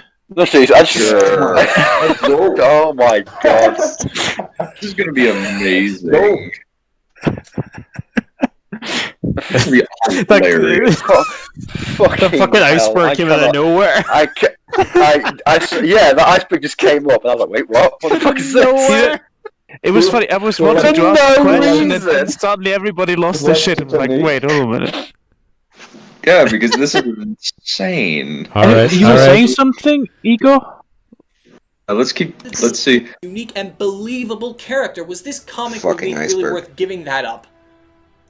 All of this is surface level, by the way.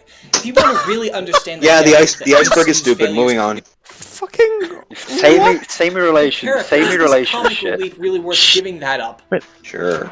Moving on. All of this is surface level, by the way. If you want to really understand the depth of the MCU's failures, you're gonna have to go to the base of every character. The character arc. Basically, it's the idea that characters should He didn't even address the women and minorities. Yeah, he just kind of put it in there as if it was just sort of matter of fact. Like, oh well, we all know this is a problem. I don't even need to explain this. We all know. It's bad. We all know the problems with representation. Yeah, AKA no problems whatsoever. Yeah, like he's just like, oh yeah, we all accept that this is a problem. I don't need to explain this, right? And then maybe it's just you.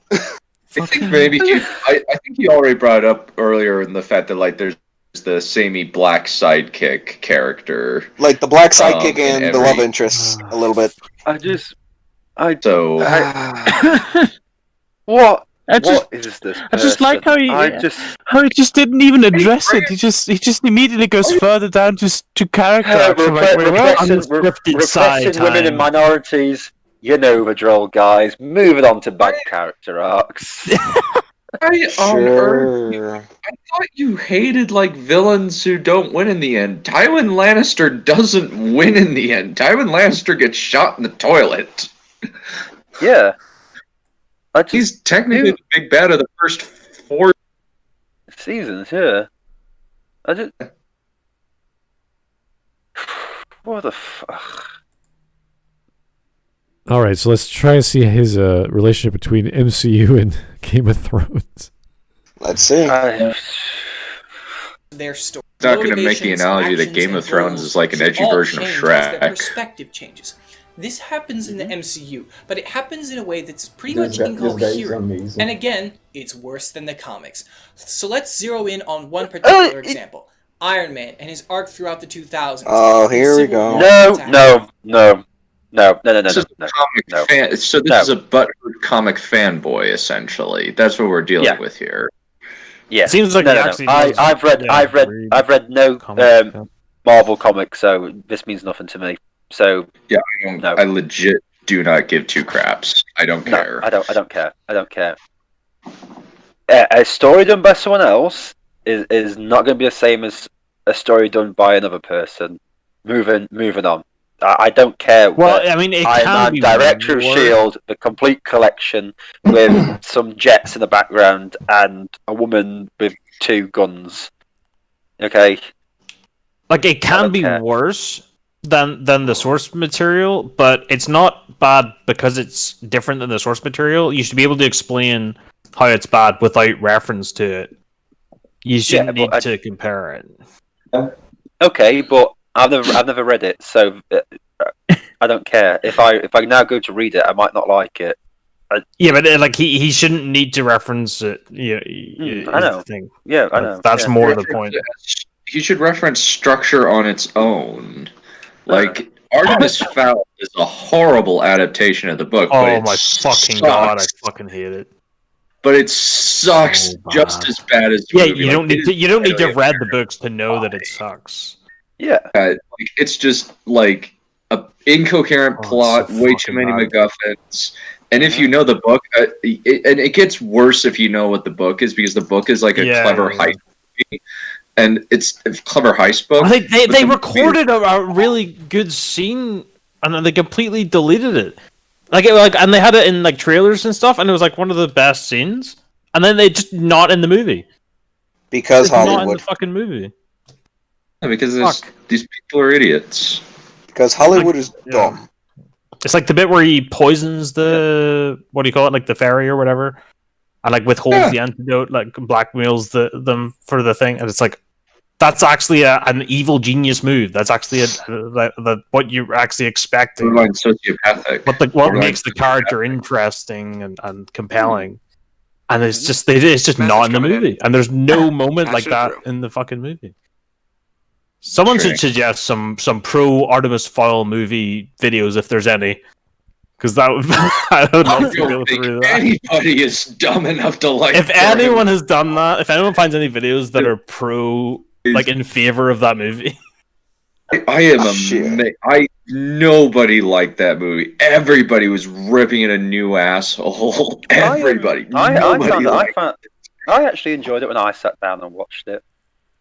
The Artemis Fowl movie, really? Oh no, the porn parody. Sorry, I got confused. Oh my gosh, what a porn parody of Artemis Fowl! God! All right, let's keep going here. Jake the Surgeon, thanks again.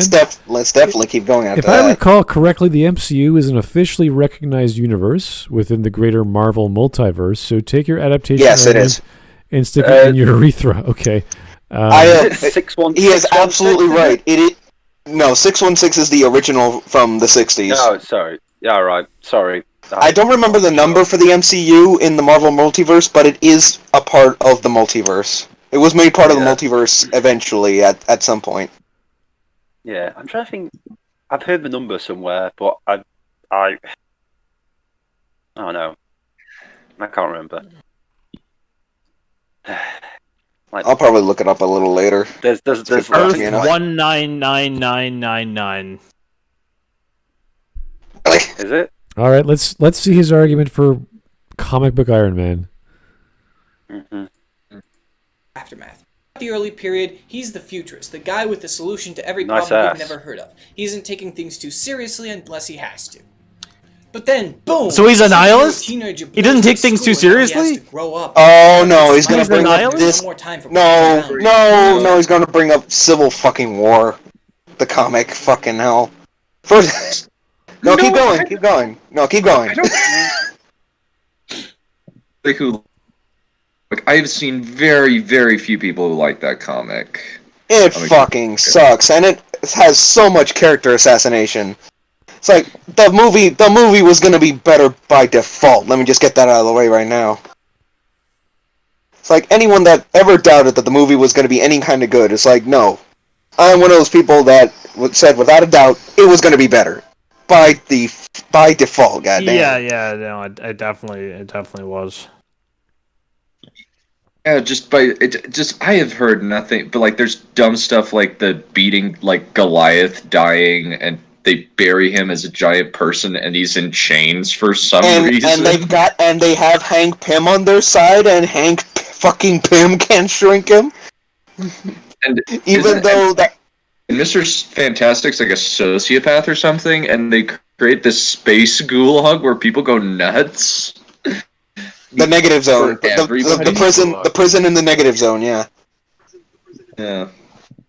And they revived the Thunderbolts too, which was another really bad idea. Yeah. So he's going to positively compare Civil War Iron Man to Iron Man in Civil War the movie, or his character throughout the movies. That's not a good look, dude.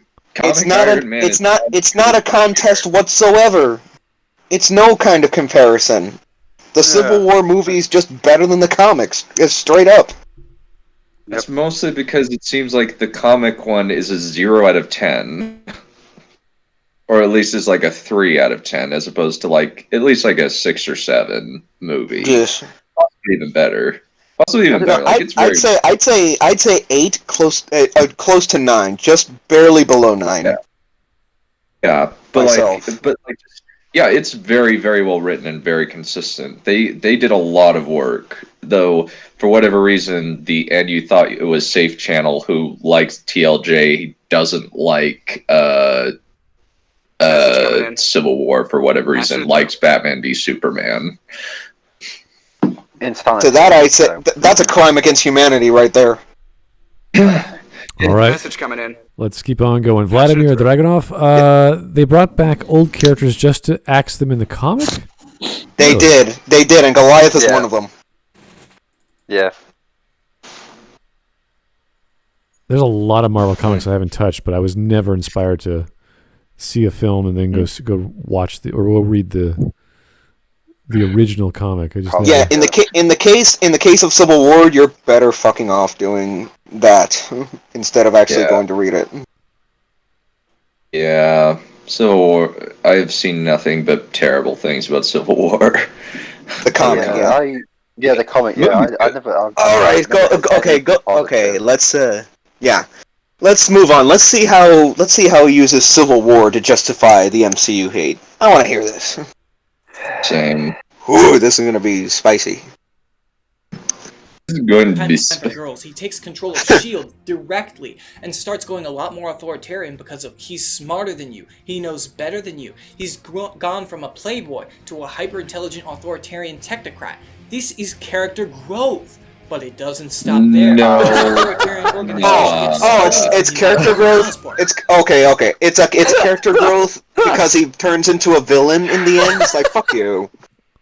That's not. You do realize you're describing a villain, right, dude? You can't be this stupid. Well, you can't have character growth be negative. I just want to know the instance upon which that arc makes sense. So, does that actually happen in the comic? I don't know. It happens in the comic. It just makes no sense. Yeah. Okay. We're about to go into the fucking Green Goblin of all things. The next point. Oh my god. Let's rewind and see what he said earlier. Go ahead. Yeah. No, let's not. To an authoritarian technocrat. This is character growth.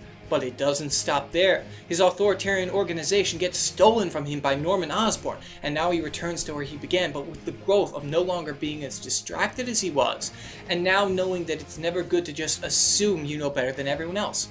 This is a coherent story that goes from point A to point B logically with a believable human being at all points in the journey. I could say this writes itself into a script, but it would be more accurate to say the perfect script for an Iron Man story is already written. So, a perfect script? In the beginning, we have some good. So what you're saying that that you hate creative liberty? Is that what you're saying? The fucking a perfect script?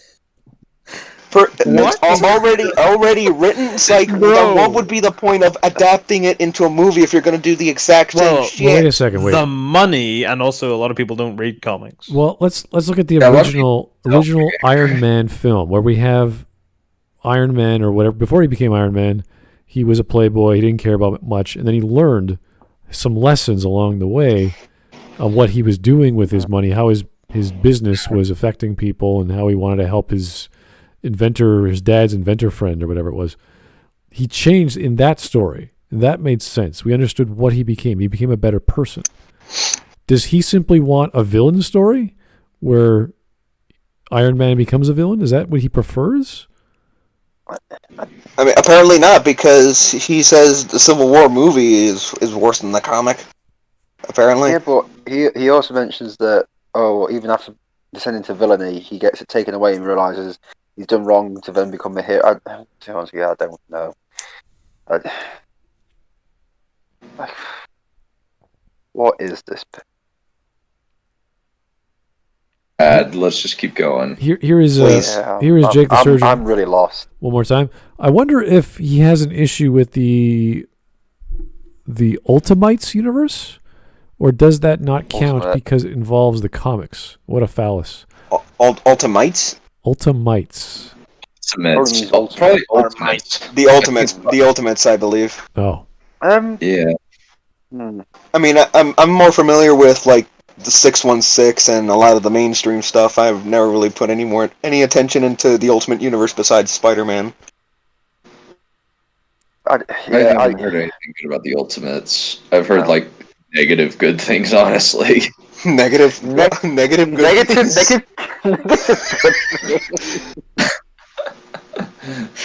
Oh, that's a definite need to reach your word. And yet, negative good things somehow makes more sense than everything that this fucker's saying in his video. Positive bad things. I guess.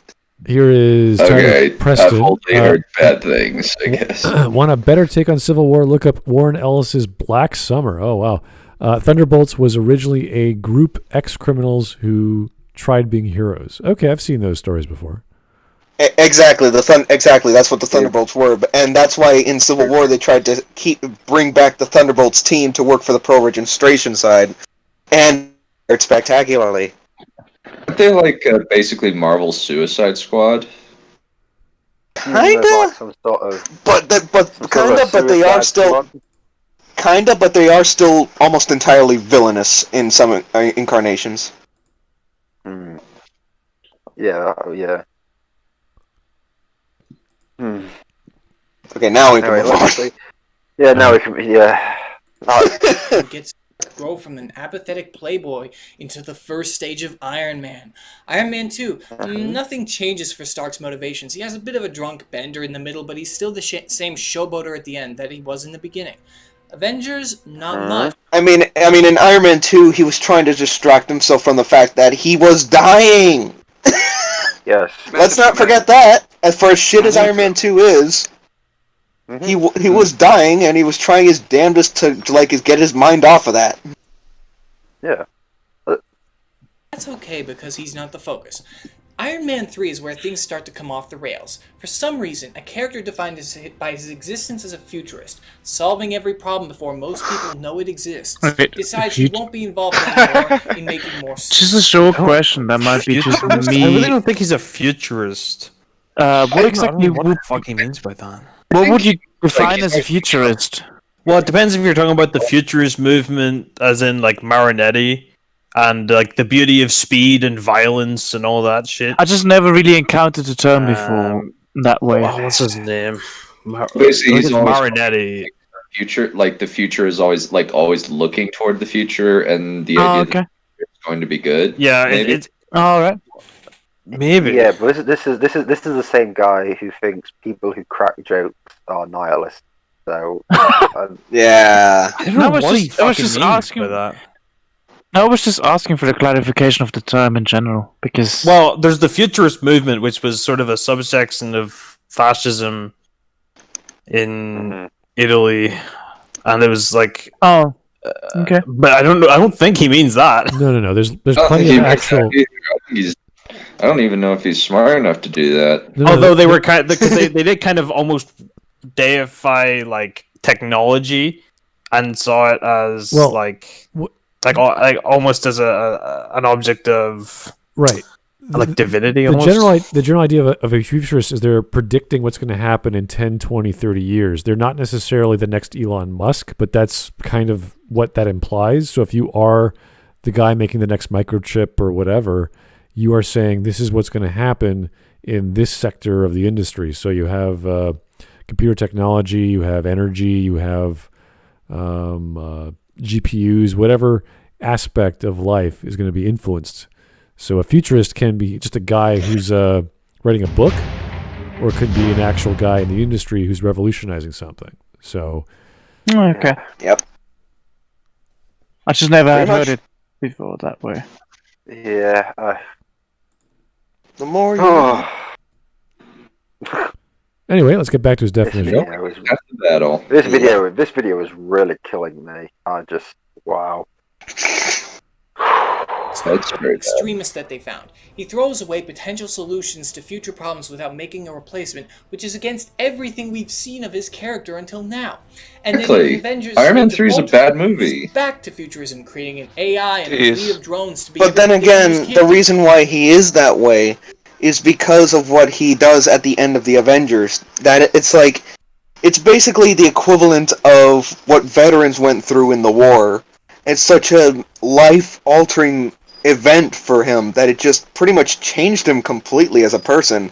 And Iron Man 3 at least shows the initial stages of the effect that it had on him. With each movie that he's in, it's like showing like all the other effects it has on him as the story goes on for the universe. Yeah. It's almost like character development. Here is a wonderful little super chat from Malicious Small. Thank you. How can people say that when Captain America Civil War is made, that movie is incredible? It's one of the better ones out of all the MCU. It is. I can definitely agree with that statement. It is one of the better ones. Yeah. I would say it's probably the best. No. Winter Soldier is way better. Definitely not one of the best of the entire universe, but it comes really damn close. I think the Winter Soldier is the best. I think that Winter Soldier is the best personally. At least of all the Cap films, I would agree to an extent. Which would you say is the best? Then I can definitely see where you're coming from with that. Yeah. Yeah, like I don't think like it's mainly because like it's such a solid, tight script with nothing like left out and nothing left unaccounted for, which is why Winter Soldier is definitely unlike anything the MCU had done before, or hell, even superhero movies have done before. Exactly. Maybe with the exception of The Dark Knight, which is its own discussion altogether, but. Then again, keep in mind I'm approaching this from the mindset of I really don't like superheroes in general. No, that's fine. So take what I say about the films with a grain of salt. Yeah.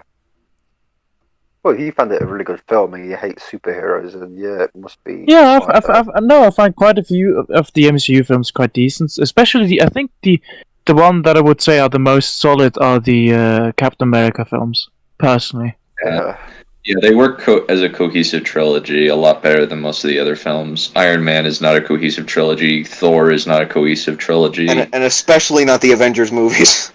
Yeah, the Avengers movies. I quite like Infinity War. I find that the ending pretty cool and the character of Thanos really neat. Yeah, the Avengers movies definitely do work best as the cap-off for the respective phases. That was always the plan. One thing that I'm surprised by is like why he says that Thanos hams it up. I don't get that at all. No, he doesn't. Well, no, he does. He does not. Don't you remember, guys, when he when you first see him in Infinity War and he moonwalks out the portal and like struts up the like Captain America? To be honest, I think that's what it was missing in front of him. I think that's what Infinity War was missing, really. I'm gonna wipe out half a galaxy. Dab dab dab dab. dab. And then just like... Yeah. He's totally hamming it up when he snaps his fingers and kills everybody and half of everybody. Oh, you're wiping out 50% of the universe. Oh, is it random? No, it's all the women. Dub. Him saying that Thanos is hamming it up kind of makes me want to see Thanos being played by Nicolas Cage. Oh, hell no. No. That would be awful. Ah, the stones! They're in my eyes! No. That sounds horrible. I like Nicolas Cage in some things, not that. He's fantastic in Face Off. Yes, because he's crazy. He's getting to act like Nicolas Cage. Though at least we do get to see John Travolta acting strutting down Fifth Avenue looking. I want to see the Wicker Man version of Nicolas Cage as Thanos. Oh, Hankenberg! No, not my eyes, not the beast! I want to see Thanos dressed as a bear punching Tony in the dark. You know what? That would be awesome. Well, when he's doing the snap, it's just one of the fucking like like the Z snaps, like the Z snaps. You know the. He's like, girlfriend. You know. Oh, imagine him like the second Ghost Rider movie. Thanos is the most iconic drag queen. Come on, guys. Come on. Anyways, come on. Let's be serious here. We're not nihilists, guys. Oh, we're not nihilists, guys. We can't make a joke. Let's try and focus on the video. All you see is Thanos coming down the alleyway, like. All right, let's. What do you call it? A West Side Story. Yeah. West Side Story. Okay. Let's go back to the argument regarding Tony Stark. Let's go. Everything that happened to his character in the last film. No meaningful reason is given for this change. It just happens. And now we move on to Civil War. Instead of being a futurist, he's just dragged into someone else's solutions by a picture of a sad dead kid. He's been manipulated by sad dead kids before he created his own solution. And at the end of the film, we get It's just a picture of a sad dead kid. I mean, how reductive do you have to be? Bro, it's just a sad dead kid. Get over it, bro. What are you, a fucking pussy? Are you a sociopath? Do you have a dissociative identity disorder or something? Also, I think there was a little bit more going on than just a picture of a dead kid. Bro, it's just a sad dead kid. Fuck off. Why do you fucking care? You're not a good person. There's slightly more to it than that. Slightly. Also, he's blind, so a tiny bit. Cutting out a lot of context there, but just how could you ever write that down, look at it and go, yep, I'm going to record that live. Let's go back a little bit and see what he said in its let's go back. Civil War. Instead of being a futurist, he's just dragged into someone else's solutions by a picture of a sad dead kid. He's been manipulated by sad dead someone else created his own solution. Someone else's dude. He's part of the reason why this whole thing is happening in the first place. Yeah. I don't know, just the way he said it. It's a sad dead kid. Yeah, it's like. No, I know. It's like how is it? How it's like you're implying that he's not involved in this crap, But Tony is part of the reason for why these issues are happening. Yeah, he's the reason why Dead Kid is dead. Can I just ask something? Would this be different if it was a picture of a happy dead kid? Well, technically, he is a picture. He's just dead. Yeah, I'm going to say, a sad dead kid. Most people who are dead don't really feel anything. You know? That's just a picture of a sad dead kid. He's been manipulated by sad dead kids before, but he's always created his own solution. And at the end of the film, we get this. Priority call from Secretary Ross. There's been a breach at the Raft prison. Yeah, put him through. Tony, we have a problem. Please hold. No, don't. Remember what I said before about how Tony Stark lost control of his authoritarian machine and got hoisted by his own petard? He learned how it was wrong to have authoritarianism and surveillance by force, and it was earned growth. Here it's just, I was wrong. For no reason! Literally. But what do you say? Why do you see it as such a sudden shift in his perspective? That this is after the fight at the airport in Germany. Uh-huh. Do you think he wouldn't reconsider everything after that? No, it was for no reason. Like hell no, it's for no reason.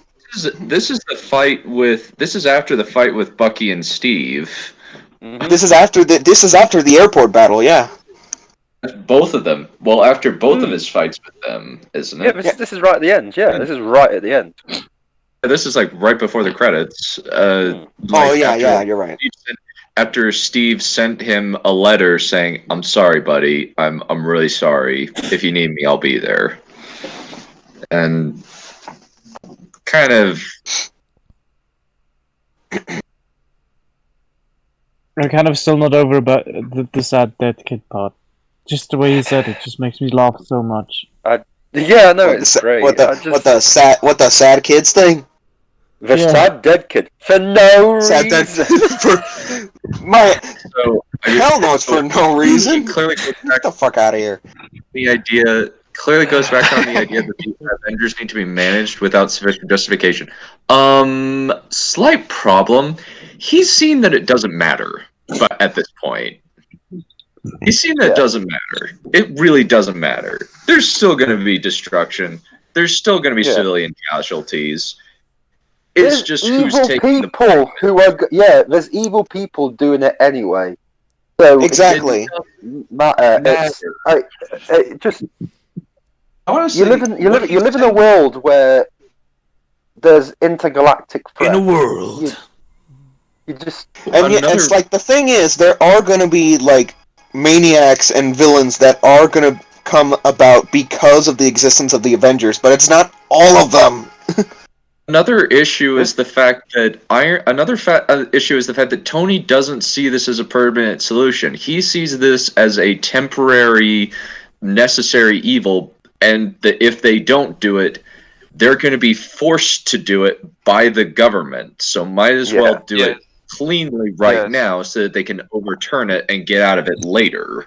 That's his plan. But the thing is, it's still, and even then, it's the Accords were going to fall apart anyway if they went along with it. The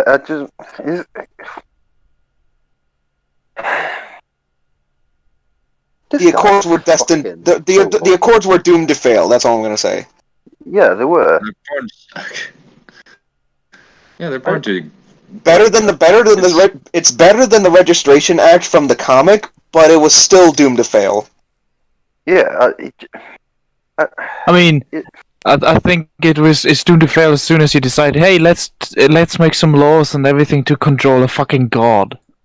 Yeah. Yeah, it's let's give up our freedom for the sake of the government.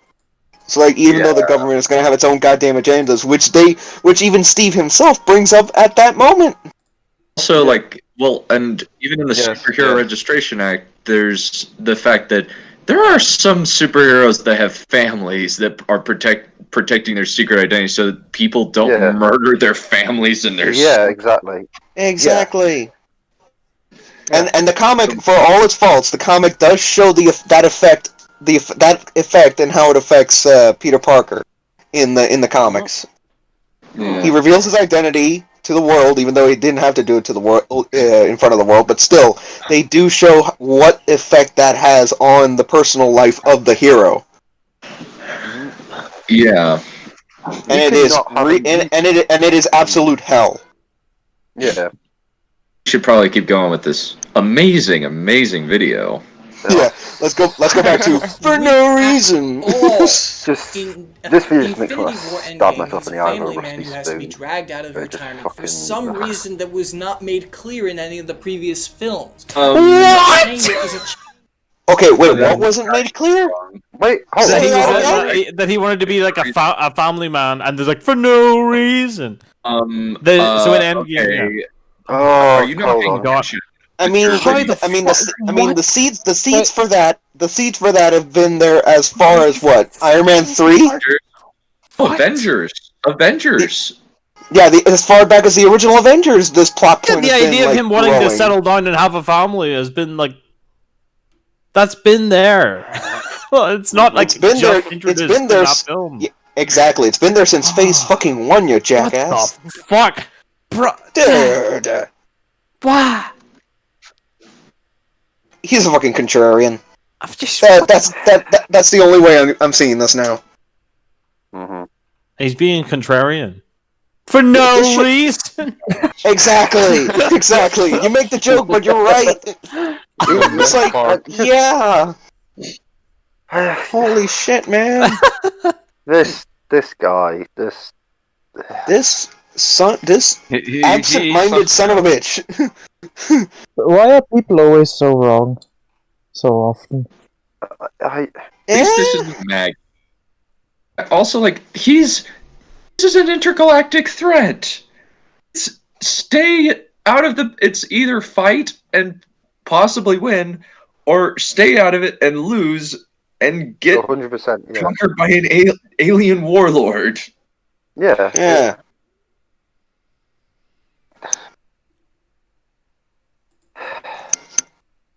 Oh. Okay, let's keep going. Moving on.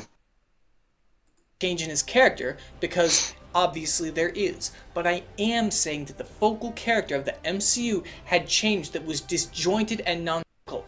We need better justification for how we got from here. There is nothing except this. There's no art opening. There is no benefit. There is nothing to sign. There is the next mission. And nothing else.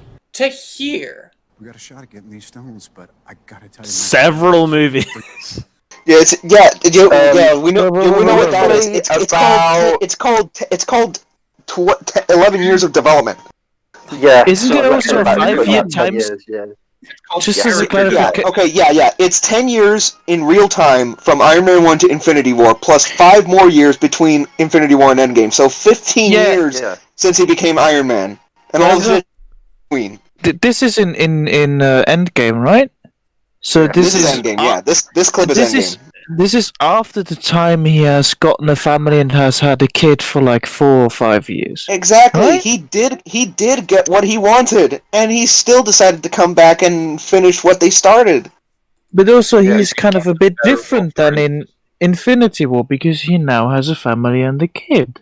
He's a lot different than he is in the first Iron Man. Yeah. The thing about him wanting to have a kid and settle down, the seeds were planted. You know, Yeah. Does this person have an empathy problem or something? 'Cause that's what I'm seeing right here. He's got an empathy problem. He has an empathy problem. That's what I'm seeing here. Same here. I don't think this person likes it. Like Smudboy said, I don't think this person likes anything. I think he just hates everything. Yeah, at least like Nostalgia Critic, you can kind of see where his biases are. Like, he's biased toward new things that he's never seen before. Yeah. He likes Star Trek Beyond, apparently. Well, yeah, I can. That's some shit. You say that like that's a surprise to anybody. I think Dunn was right about thinking about Confused Matthew. He has like these weird takes, but in this case, they're all negative. They're all just negative takes. Yeah. Well, I was thinking Nostalgia Critic too. Like Nostalgia Critic, likes The Last Jedi, as well as. I mean, that in and of itself isn't an issue necessarily. Well, I mean, he's just weird. Certain of his biases. I think he's just when it's something new, he'll like it a lot more than something else of the same type. It's really easy to tell Doug Walker's biases when you watch the show. Yeah, and if you going back to Confused Matthew, at least Matthew gave some credit where it was due. He did give credit to Winter Soldier and Iron Man 3. Iron Man 3 is not a good movie, and he's factually wrong about a lot of problems with Iron Man. Okay. Well then, he at least gave credit to Winter Soldier. We can agree on that. For whatever reason, he liked Thor: The Dark World of all movies. No, I don't think he liked it. He just said that the villain was less. Hammy? Yeah, the villain, the Dark Elves, Malachite sucked ass. Malachite sucked ass through a straw as a villain. He said the only reason that he wasn't hammy is because he had no characterization. Does he have any lines? I can't remember any lines. No, Malachite, yeah. He has 3. Malachite has a few. Malachite's he has some dialogue. He's just boring as fuck as a villain. Yeah, he just sort of seems almost robotic, kind of. Confused Matthew liked Thor: The Dark World for some reason. He used kind of a food. He actually used a food analogy for each of them. He said that Iron Man 3 was like a healthy steak, a healthy, well balanced meal. Thor 2 was a frothy milkshake, and Captain America: Winter Soldier steak dinner. If you had to say which one of the two was better of the Thor movies, which one would you say is better between 1 and 2? I'd say 2, because one's more generic for him. I cannot fucking remember any of the Thor movies. Dark World's definitely. I can remember. Ragnarok is the best of the 3, without a doubt. Yeah, that's true. It's like Dark World. Yeah, go ahead. Any of those. Yeah, no, I'm not saying Dark World doesn't have a lot of stupid shit, because it does, but it's at least more enjoyable to watch overall than the first Thor movie for me. Because for me, the first Thor, and it's mainly because the first movies from Phase 1 is the origin stories, which it doesn't help much that they are the origin stories. They can be, a lot of them are good, it's just, that kind of does hold them back a little.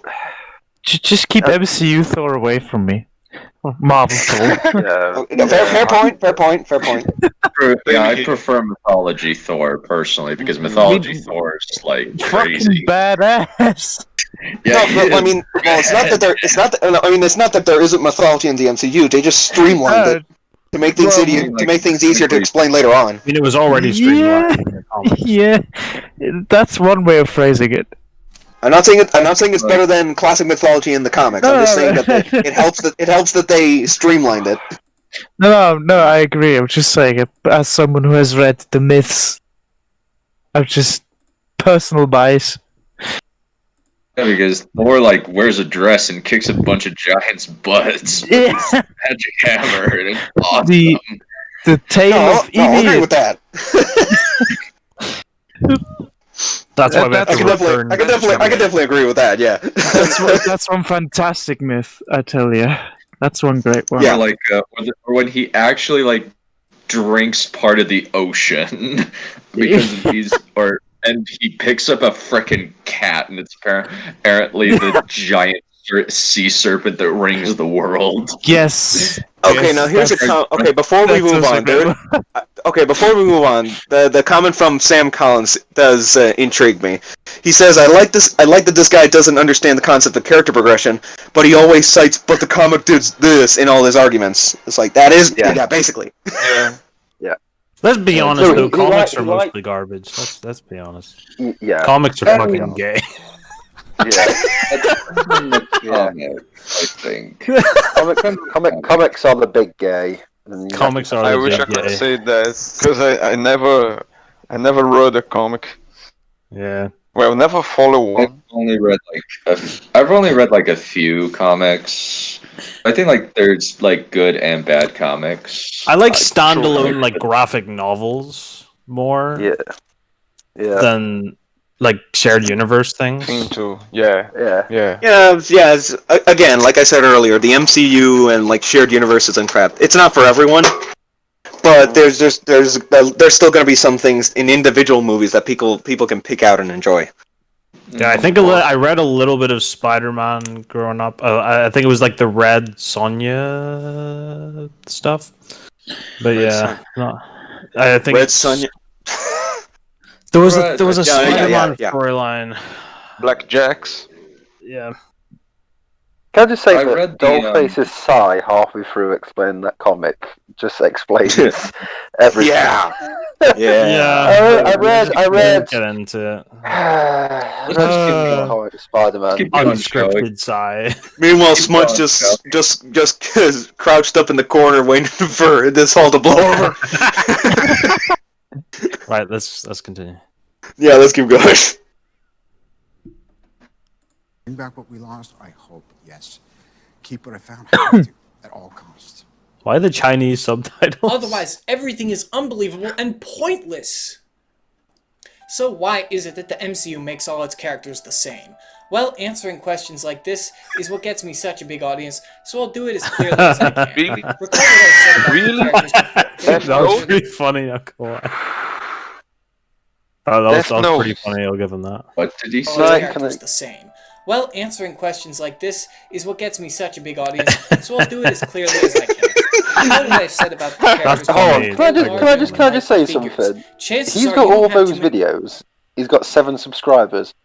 I have 5 subscribers. I think this was like nearly his first video, or like it's like the 3rd video that I see. Yeah, but my video that I've got 5 subscribers is me walking in a park, just talking into my phone. Classic. Well, he now has 1,000 subs, so this was 5 months ago or so. Oh yeah, now he has 1,000 subs. Oh, thank God he has that now. Good. But not when he uploaded this. Well, actually, go to the actual video and read the comments. People love this guy, so it's like okay. I mean, weird. Yeah, but a lot of people also love a lot of shit. Just right. So. I don't think people actually. I think it's mostly just people who have a hate boner for the MCU and sort of either looked it up and found it, or maybe it got linked in a Reddit somewhere. I don't think the MCU is that great. Yeah. I think it's quite. No. I think it's rubbish. But I don't think I'm ever going to rewatch any of the movies. No, I haven't. I haven't even got any desire to. The ones I've missed, I don't really want to even watch. But even I'm like, mate, this is just what the fuck are you on about? It's like, dude, it's like even people that legitimately hate the MCU for actual logical reasons can call this guy out for on his bullshit. All right. Yeah, I mean he's saying bullshit. All right, exactly. Let's keep going here. 210-505. If you want to see a real movie, watch We Can Be Heroes. No, that's okay. We're good. No. I think we're okay. Thank you. Thank you for the suggestion. Exactly. Yeah. No. Well, Kirk Cameron Saving Christmas is always an option. We should watch that. Just fuck's sake, Dunn. No. Every time Dunn says that, all I think of is Maggie May Fish. It's completely free on YouTube. It doesn't matter. Put it in the suggestions. Oh my god! Yeah, if Dunn recommends it must be fun. Put it in the suggestions. I don't do fun. Shit. I don't want to watch fun things. Watch it at double speed. All right. Let's. You got 2 minutes. Let's do this. Go. Any few in your immediate circle of friends, or too many angry geniuses in your family. The characters need to be as relatable as possible to the average person today, which means they're not allowed. Slow down. No, not the average. The average person is a cunt. I don't want my superheroes. All right, so there's a misconception. Well, I think that's what he's saying. Is that he's saying that's the problem? Is that they are non-average enough? Well, no. I don't think it's the average person. He wants characters to be relatable to these people, and you're like, no, they don't really have to be that relatable. No. He doesn't want them to be relatable. Well, whatever your flavor of acceptance, I have no idea what someone considers a character to be relatable, because I don't relate to genius superheroes who can grow into giant, powerful green men who could jump across the planet. That does not really relate to me.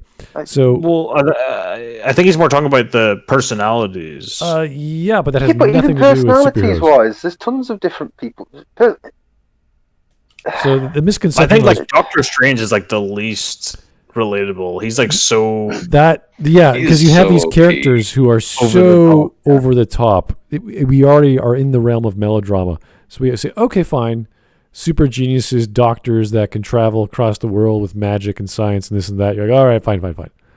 But relatability is only one part of the puzzle when you're talking about characters or characterization, and whether you like them or dislike them, or you could have a story about an anti-hero or an anti-villain, and they'll work just fine. And you could hate everything about them. You can't relate to anything about them. You could be completely alien, like watching Black Panther. You're like, I can't relate to any of these characters for whatever reason. That's fine. I can still appreciate the film. I can appreciate the character, even if I don't understand them. So I don't relate to any of the characters in Starship Troopers, but I really enjoy that movie. And I you know why? To any of the... It's because I don't they're relate to any of entertaining. the characters in Rage of Dragons, but that book is one of the best fantasy books I've read in a while. It's really, really solid. Yeah, so relatability is certainly one aspect of drama, but it's not the be-all. It's not like the average viewer must relate to Captain America. It's like, okay, why? Is there a reason? Well, for starters, you got to relate to Captain America. I'm not American, so no.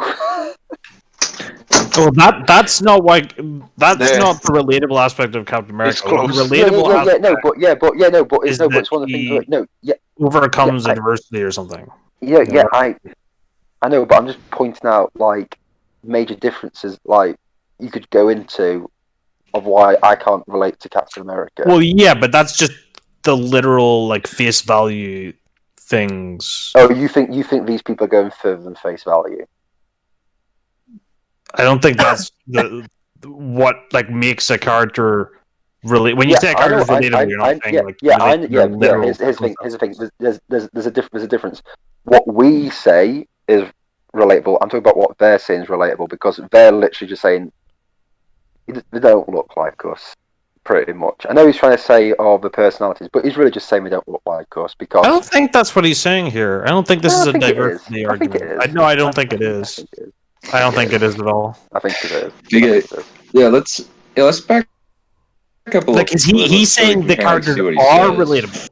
He's saying the characters are written to be relatable, and that's a problem. No, that's not what he's saying. That is what he's saying. That's what I heard. He's not pro-relatable in this argument. He's saying that the characters should be larger than life and more hammy. That would be the contradiction. That's the more relevant, like, kind of. Okay, so you want them to be more. Listen again. Yeah, let me just listen again. In your immediate circle of friends, or too many angry geniuses in your family. The characters need to be as relatable as possible to the average person today, which means they're not allowed to have any lofty ideals. They're not allowed to take things too seriously. They're not allowed to be interesting because they need to be as close as possible to the average unwashed and unintelligent modern moviegoer. That's why they made Iron Man a family man, Infinity War / Wow. Right. So actually, I think you are correct. I take my point back. But now I move on to the Jesus Christ, man. There's a lot of projection going on. Okay, there. so what he just did was he reduced the average whatever film goer to this lazy guy on the couch who has to relate to Iron Man. Which apparently means that you have to be a family man. So the only hero relatable is the Fat Thor? Is that? So Honestly, like from what he's describing, it seems like honestly from what I'm seeing, the Iron Man of the comics doesn't go on as good of as like significant of an arc as Iron Man in the movies, just from the basis of character change over the course of a span of time. Yeah, not by a long shot. What's wrong with being a family man? Yeah, that's like I think he just likes weird up. I think also like he likes the authoritarian to broken man Iron Man that just kind of reverts back to who he was, having supposedly learned a lesson. Do you know something? What did you say? You thought this guy had a lack of empathy, was it? Yeah, empathy. Stuff. Yeah. Yeah, I think he's got. He seems to relate to uncaring, unemotional, authoritarian people. Well, I don't think he's necessarily saying they're relatable. I think he's just saying it's more interesting for them to be extreme. That's the problem with the MCU is that's not how the characters are constructed. Yeah, you can make the argument for saying one version of the character works in one context for a certain reason better than, let's say, the movie variant, and that's fine.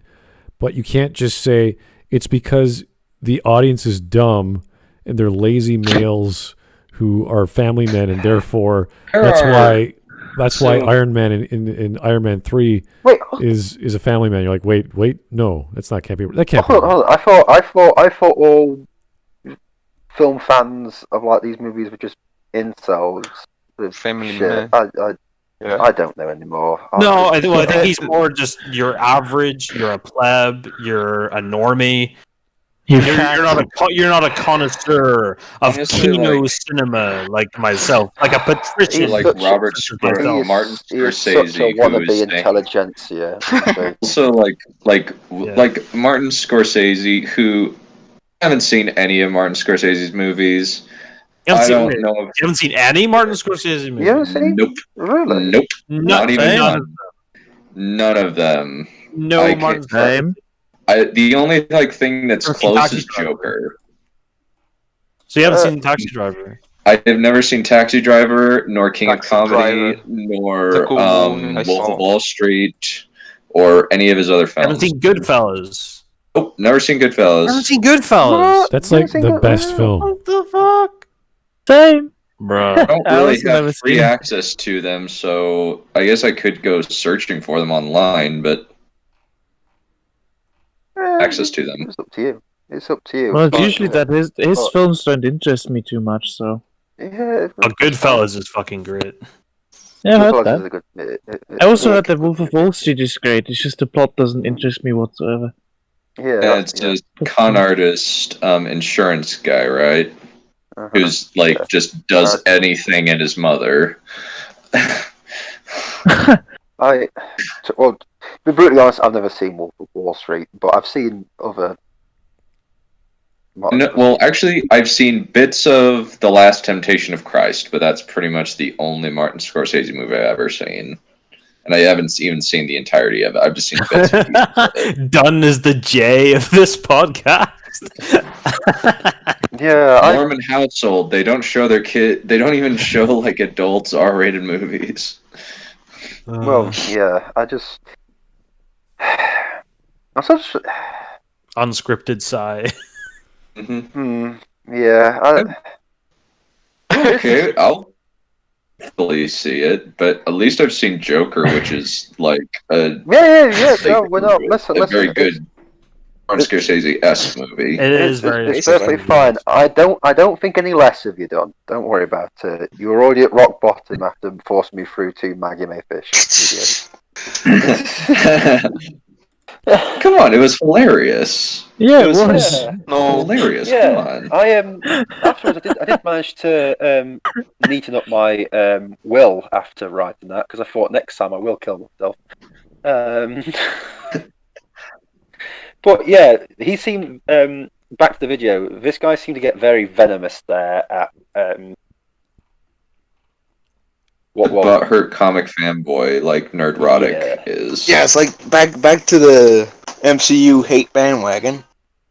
But yeah, he got very, very venomous then. Very venomous.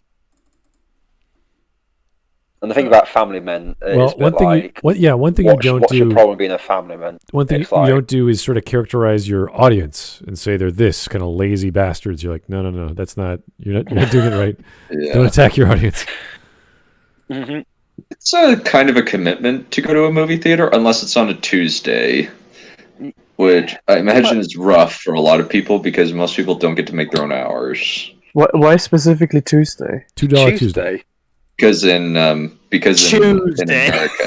America, multiple theaters do $5 to $1 to $5, $3 Tuesdays. Yeah, I think we have similar things in my.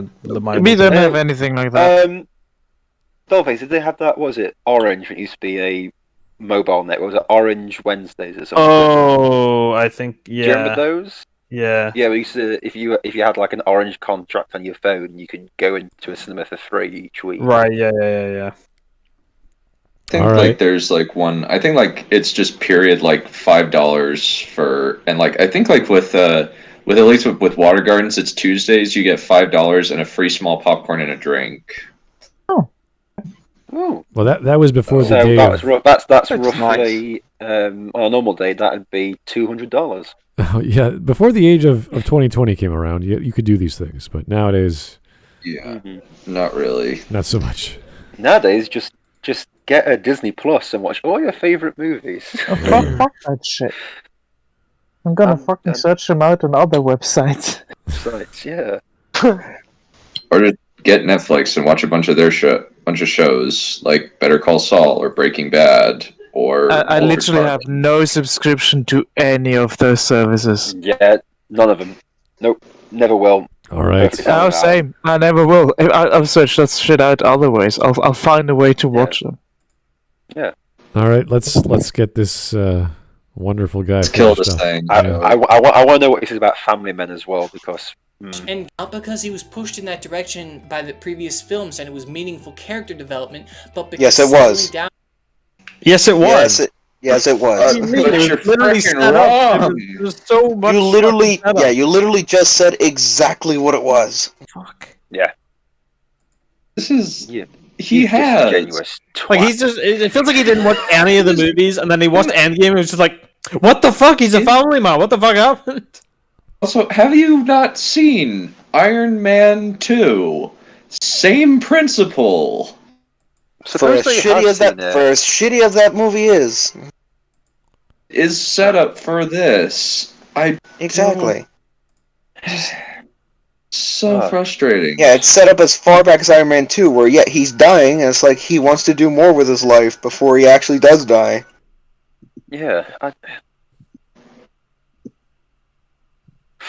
Idiot. Is what a normal person does. That's why they made Cap go back and be with this girl and turn into Joe Biden, because settling down is what. Really? Really? Did he become an elf? Oh my god! I don't remember the scene where Cap turned into Joe Biden. I don't remember Tony Stark getting Alzheimer's in the films. So if Cap is Biden, does that mean Thanos is Trump? I'm just no. I'm time out. No.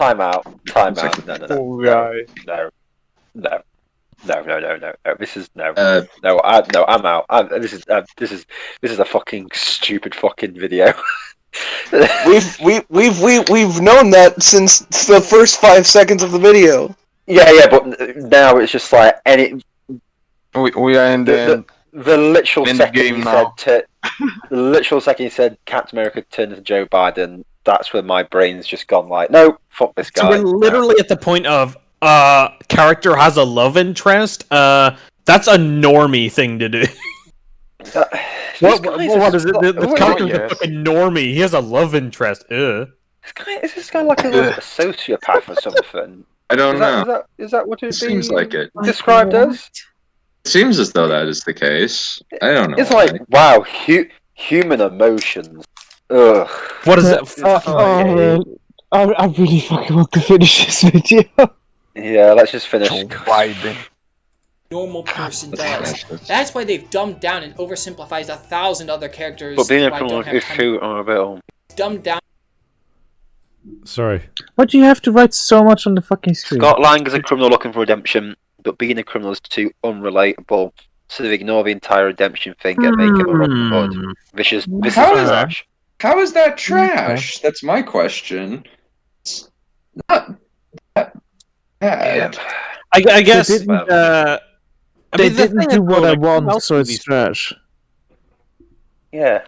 Like Sorry. Oh my god, this is literally reverting to, this is not what I wanted, hence why this is rubbish. Yeah. What were you saying, Dollface? So he's saying like he's a Robin Hood. So basically he's saying like the problem is he's not bad enough because he's not a proper criminal banger who steals just for his own gain. So there isn't as much of a character arc. But who else is he going to be stealing from? Exactly? He's still a criminal. He's still going to be a criminal in the comics. He's still a criminal in both versions. He is a criminal for his daughter. He's a criminal for his daughter in the comics. But yeah, but he's I'm not really familiar with the Ant-Man comics, but yeah,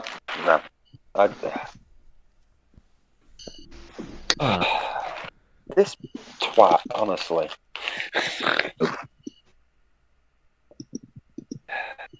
Let's keep going. Time to go into because dumbed down and oversimplified. You can't. Star Wars is taken seriously, but of course, a cool Han Solo like Rogue would require actual effort for the writers. He kind of is a cool Han Solo like Rogue. Is that not accurate in the movies? Seems like he kind of is like that. He's a, more or less. He's a human. Yeah, he's a human who got taken away from planet Earth at the age of 8, and is just he's not. There's 1,000 actors who I don't have time to go into because dumb. Like he kind of is a cool Han Solo type. Solo wannabe. He's not that. He's not that far off, you know. He's not. Yeah, I would call him a wannabe because he was taken as a kid. I think in the mid '80s. Yeah, I believe so. Yeah, the entire original trilogy would have existed at the point he was kidnapped. So yeah.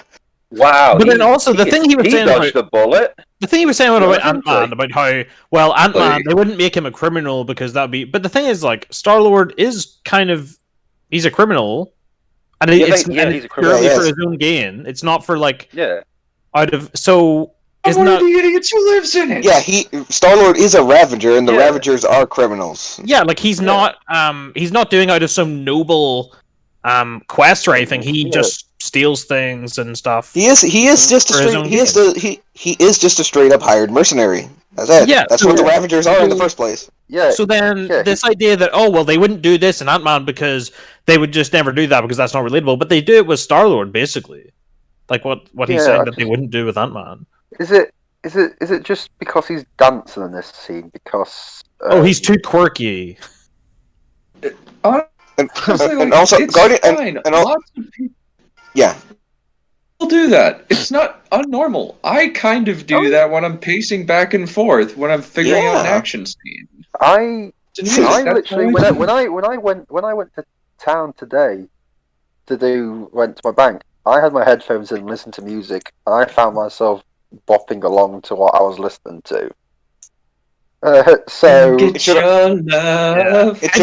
also be clear. Guardians of the Galaxy movies would be far worse if they took themselves as seriously as this guy apparently thinks it should have been. Yeah, Captain America movie. Since I think it'd be far worse. It would be so boring. It would be so boring. And it should also be made clear that, like Batman the Animated Series, the Guardians of the Galaxy movies are another case of an adaptation reshaping the comics that they're based on. I think it's really defined what Guardians of the Galaxy is as a brand now. Yeah, at least in terms of the mainstream, and especially with the soundtrack as well. Yeah, that's a fucking soundtrack right there. The comics are. I've read them. You keep cutting out. You cut out. Yeah. It's just done. Like, sorry, sorry. I just heard that they're kind of bland by comparison to the movies. Like the movies have way more personality. That's most likely before the movie. Yeah. Before the movie, almost no one who knew who the Guardians were. The only time you would ever see anything related to the Guardians before the Guardians of the Galaxy movie was Rocket in Marvel vs. Capcom 3. Yeah, and I don't think that was because in like Avengers Earth Mightiest Heroes. That was Mightiest Heroes. Yeah, the Marvel 3 appearance was definitely had nothing to do with like the movie or anything like that. The movie was still 3 years off by the time Marvel 3 came out. So they just put him in because they fucking felt like it. Yeah. Anyway. Let's just this is I don't like it when they make these statements on the screen. He doesn't address. He just sort of throws it on the screen and we have to figure out what he's trying to say. Yeah. It's not part of the script. Dumbed Sheep. Oversimplified is how you can describe the average person today. What these insipid Describe the average person today. What? Yeah, really? Dumb and oversimplified. Marvel films are silent times. Wow, tell us how you really Understatement of the century, man. This person and this What's person left to have, man? MCU Really? fans nihilists. Yeah. If the last 5 years have taught us anything, it's that there is really every kind of person out there in the world. Yep. True. Yep.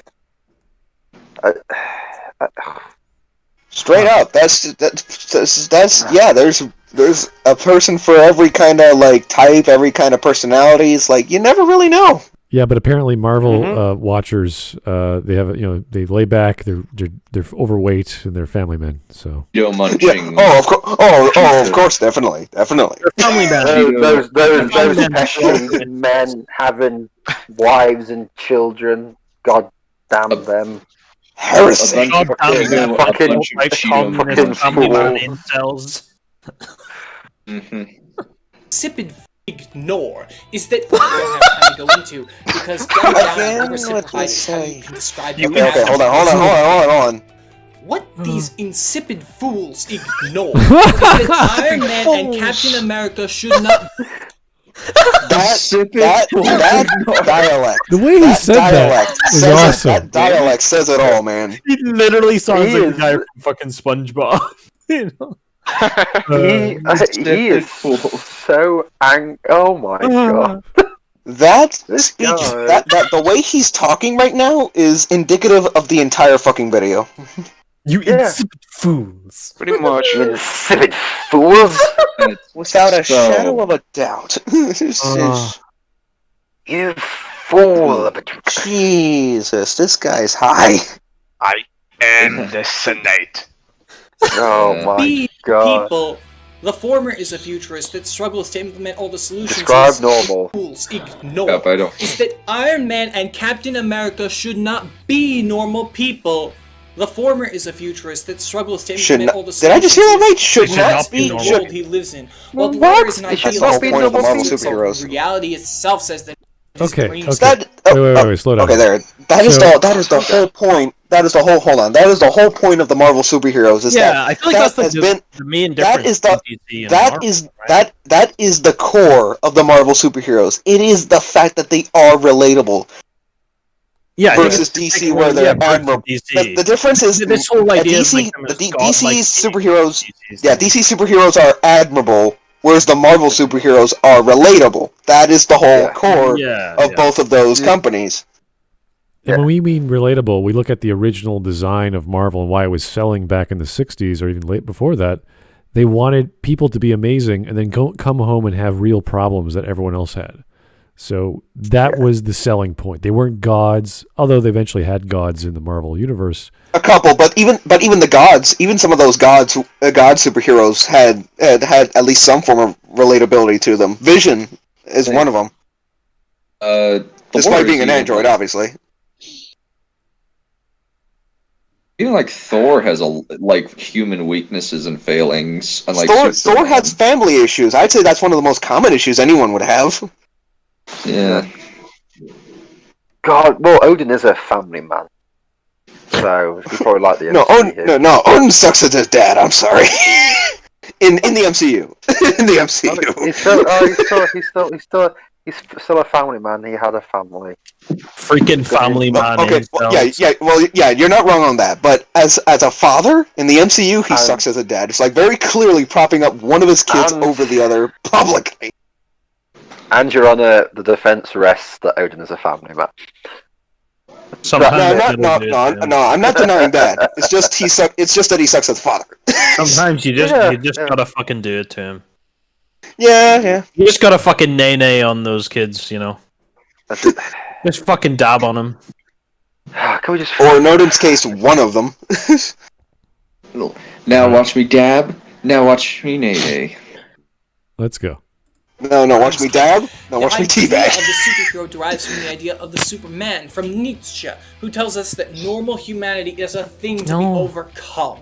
So to humanize and I thought you hated nihilism. What? That's not a theme of Marvel comics or Marvel movies or anything ever.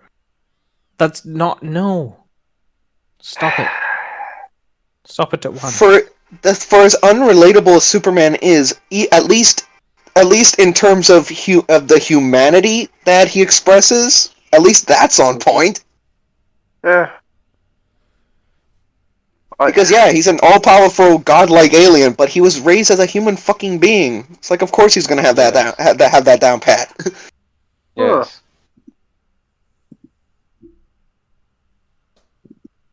Of the superhero from the idea of the Superman from Nietzsche, who tells us that normal humanity is a thing to be overcome. So to humanize and lower characters that are meant to show how human beings can overcome their mediocre existences goes against the point of the superhero. My imaginary skating monster is Nietzsche. I love how the point for Marvel is that they overcome. The Marvel superheroes overcome humanity, yes, but the flaws of their humanity in order to do the greater good. Wait, what? Hang on. I also love how you destroyed evil fundamentalist Christians like my dad. What the fuck? Does he assume that it's a bunch of SJWs that like Marvel? That's a strong answer. Which it isn't. Nietzsche was an incredible Christian. Also, how did he bring in Nietzsche into this? I have no fucking idea. Okay, what he was trying to say was that Marvel film So to humanize and lower characters. Is that supposed to be like butchering of German now? Or well, he's saying the genre of the What superhero comic, whatever you want to call them, was about overcoming your humanity or your standard basal urges to become a greater person. That's what he's saying the genre is all about. Which is not necessarily true. You could say individual comics do that. Yeah. I could say DC Comics might do that, especially with Superman. But with Marvel? See this correctly. Captain America was made to punch Hitler, pretty much. Basically. Do I see this correctly? He is bringing in Nietzsche's concept of the Übermensch for superheroes. Yes. Yeah. I don't know what is wrong with this. But I feel like the other thing as well with Übermensch is that it sort of implies this is a real. But for Marvel specifically, not all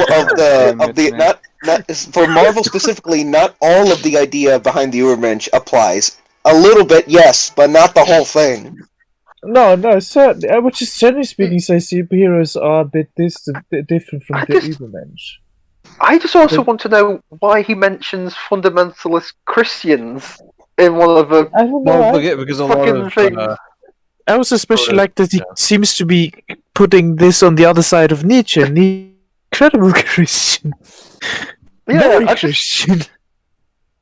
I don't know. This is just going off into a massive tangent rant about the most random things you could possibly put together. Also, it's like him. Oh, go ahead. Sorry. No. I'm finished. Okay, so it's like he's saying that he's making the joke here about ideals in the 21st century, and even though MCU Cap does still hold on to his ideals even in the 21st century, that's literally what it is.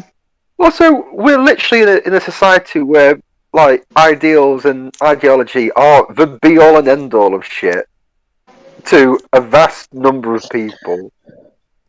What the fuck are you on about? Yeah, this is insane. Yeah, in a world where more and more people are believing in more and more of the wrong ideals, here's Captain fucking America still holding on to the ideals that we should aspire to, and and everyone else just ignoring it. Yeah, When did this video come out, by the way? After Endgame, that's for sure. So August 2020-ish? 2019, maybe? Yeah, August 2020. Yeah, it had to be right at this had to be right after Endgame because yeesh. Yeah, he's talking about it. So 2019. So yeah, so what's this? Yeah, so the ideals thing that he's arguing about is just wrong. Wrong. Yeah. You're wrong. So I just wrong. Insert Kevin Spacey from Superman Returns. Wrong. No, insert Dr. Cox using was logic. Scrubs. Wrong.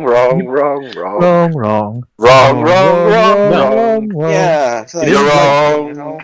That is wrong. The story is incorrect. That was a lie. Anyways. Okay, back to it. Thing to be overcome. So they humanize and lower characters that are meant to show how human beings can overcome their mediocre existences goes against the point of the superhero itself.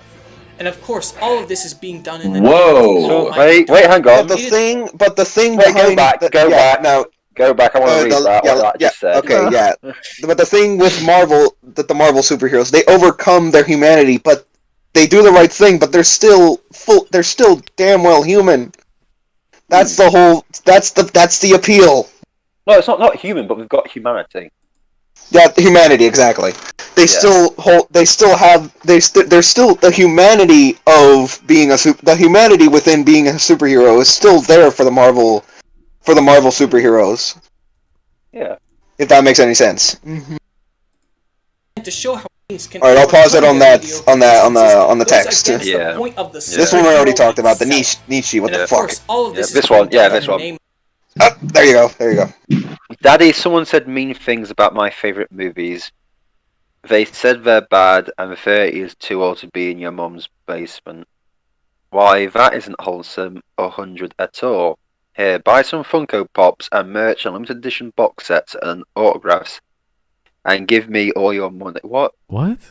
Yeah, it's like these kinds of people really love to just downplay the actual fans of these movies and just clump them together with the actual fanboys. So they're like, 30-year-olds living in so their much. mom's basements, but they're also family men. So family man. Yeah, family man. Yeah. Yeah, that makes no Family sense. man incels.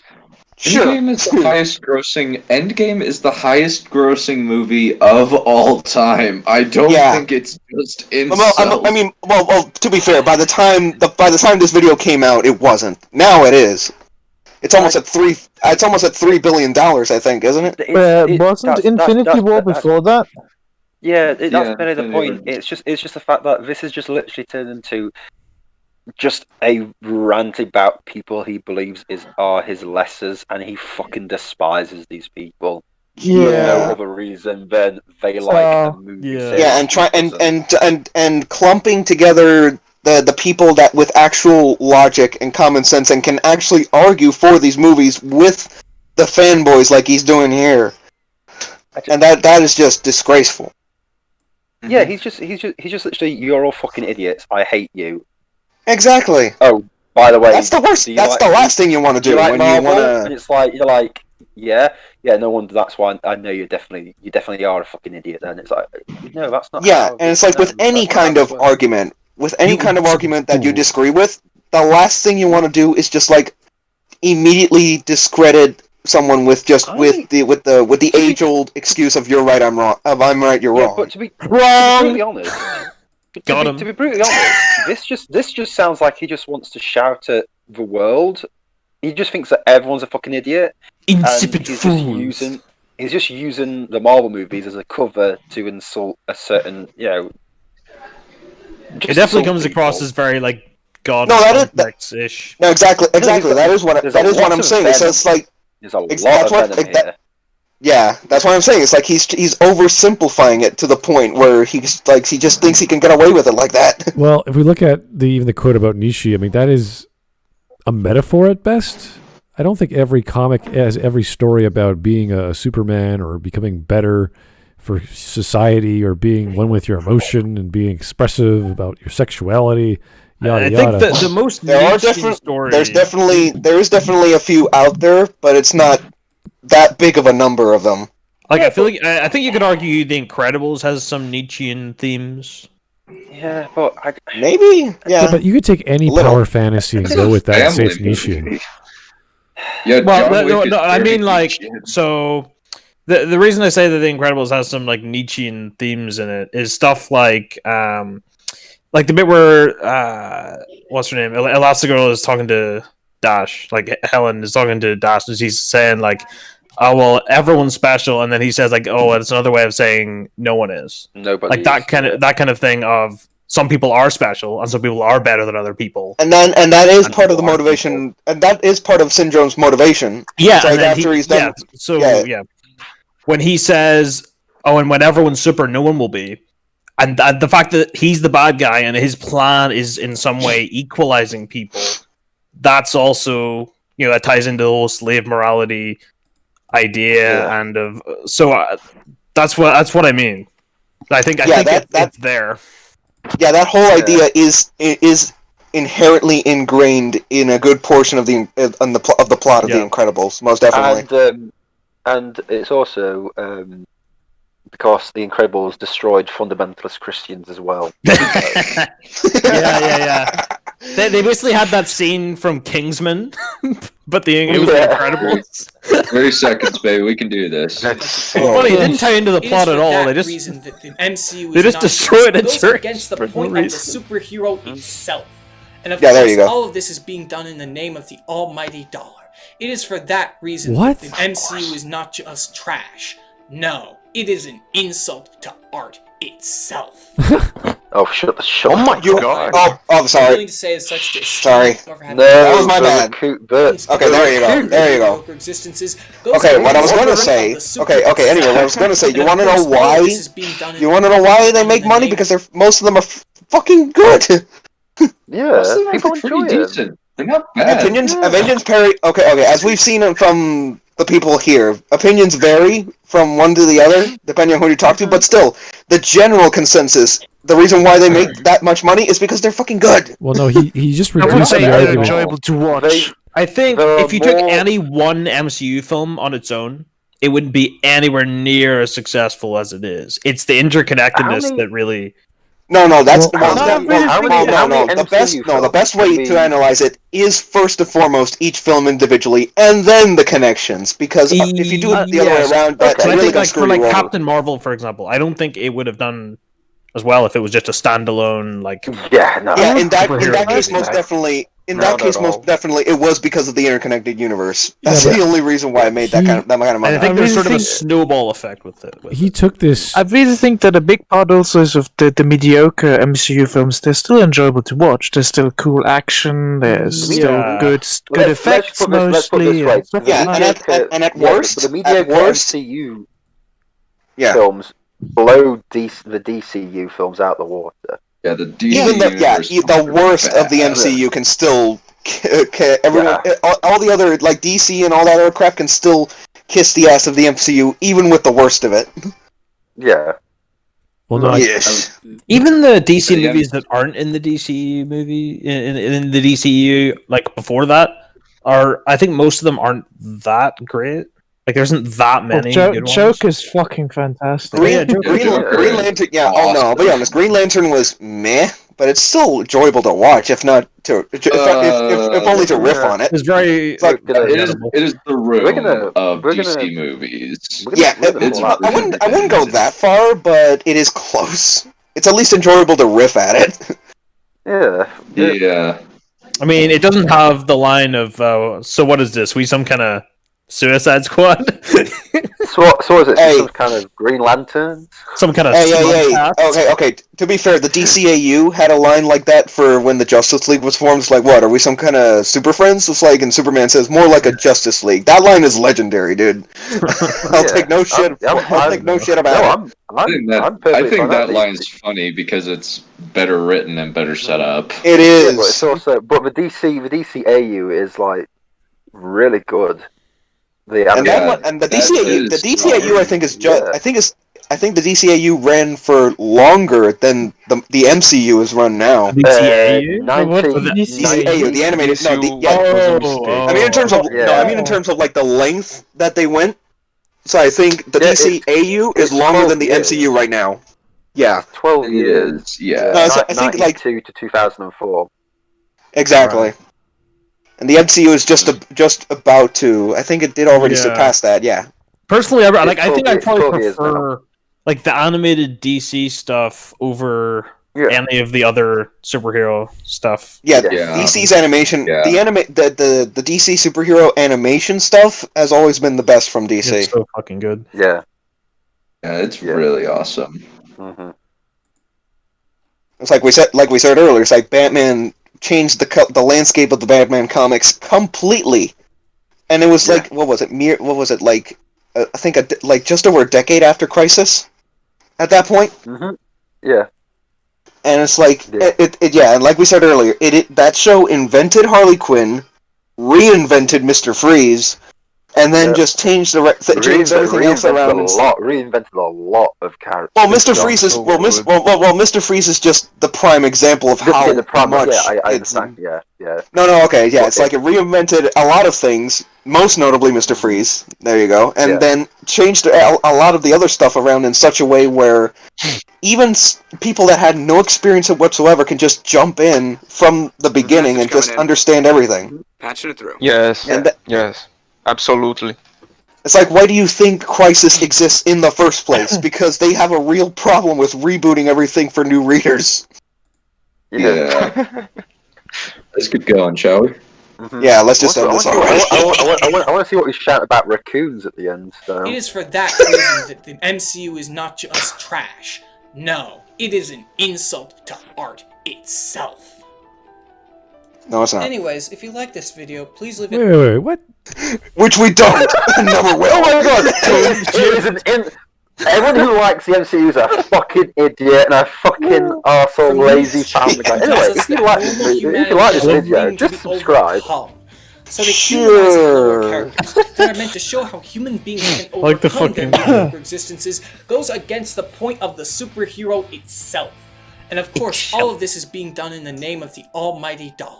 It is for that. The almighty dollar, sure. So again, it's because they're good that they make so much money. No. You can't make an argument about quality when you have an argument that reduces things to money, because you could say the same thing about anything that's popular and say, well, they're only doing it for the money. It's like, that's fine. I mean, but the thing is, it is true for DC, though. That's bad. Evil money. Everybody wants every time, let's put it this way, every time someone makes a movie, they're hoping for money. Yeah, of course. Hollywood is still want to make money from it. Hollywood is entertainment, but it is also a business. But that's just 101, right? But you have to make money isn't necessarily to make the best thing. It's to make the thing that appeals to the most people. Because the thing is, like, there's a sort of a price threshold, which is like the price of the ticket or the streaming service or whatever it is to see the movie. And the thing is, you can be way above the threshold to buy a ticket, but you still only buy one ticket. Like, you still, some people will like to watch it over and over again, but mostly you still only gonna watch it once. You're still only gonna buy one ticket. So someone who really loves it, but Dollface, what kind of thing? What did it cost you? Everything. Yeah, the average case for going. The average of a person going to the theater is that you're going to watch it once and that's it. Yeah, there are exceptions, like for like a lot of big stuff from Marvel and Star Wars and all that shit. But the average is once. Yeah. So the point is, it doesn't matter how much you like it for the most part. You're so there's not a difference between making like $1 billion from a load of people going to see it and thinking, yeah, it's okay. That's money wise. That's completely the same as the same amount of money, but they all loved it. There's no monetary difference, so there's not as much motivation to make people really, really love the thing as there is to make people go, yeah, it was okay. I'll watch the next one as well. And the thing, and going off of that, the thing with the Marvel Cinematic Universe is like they didn't have to put in as much effort as they did for most of it. Oh no! But they did, and it ended up being again, depending on the person you talk to, it ended up being most of it pretty damn good.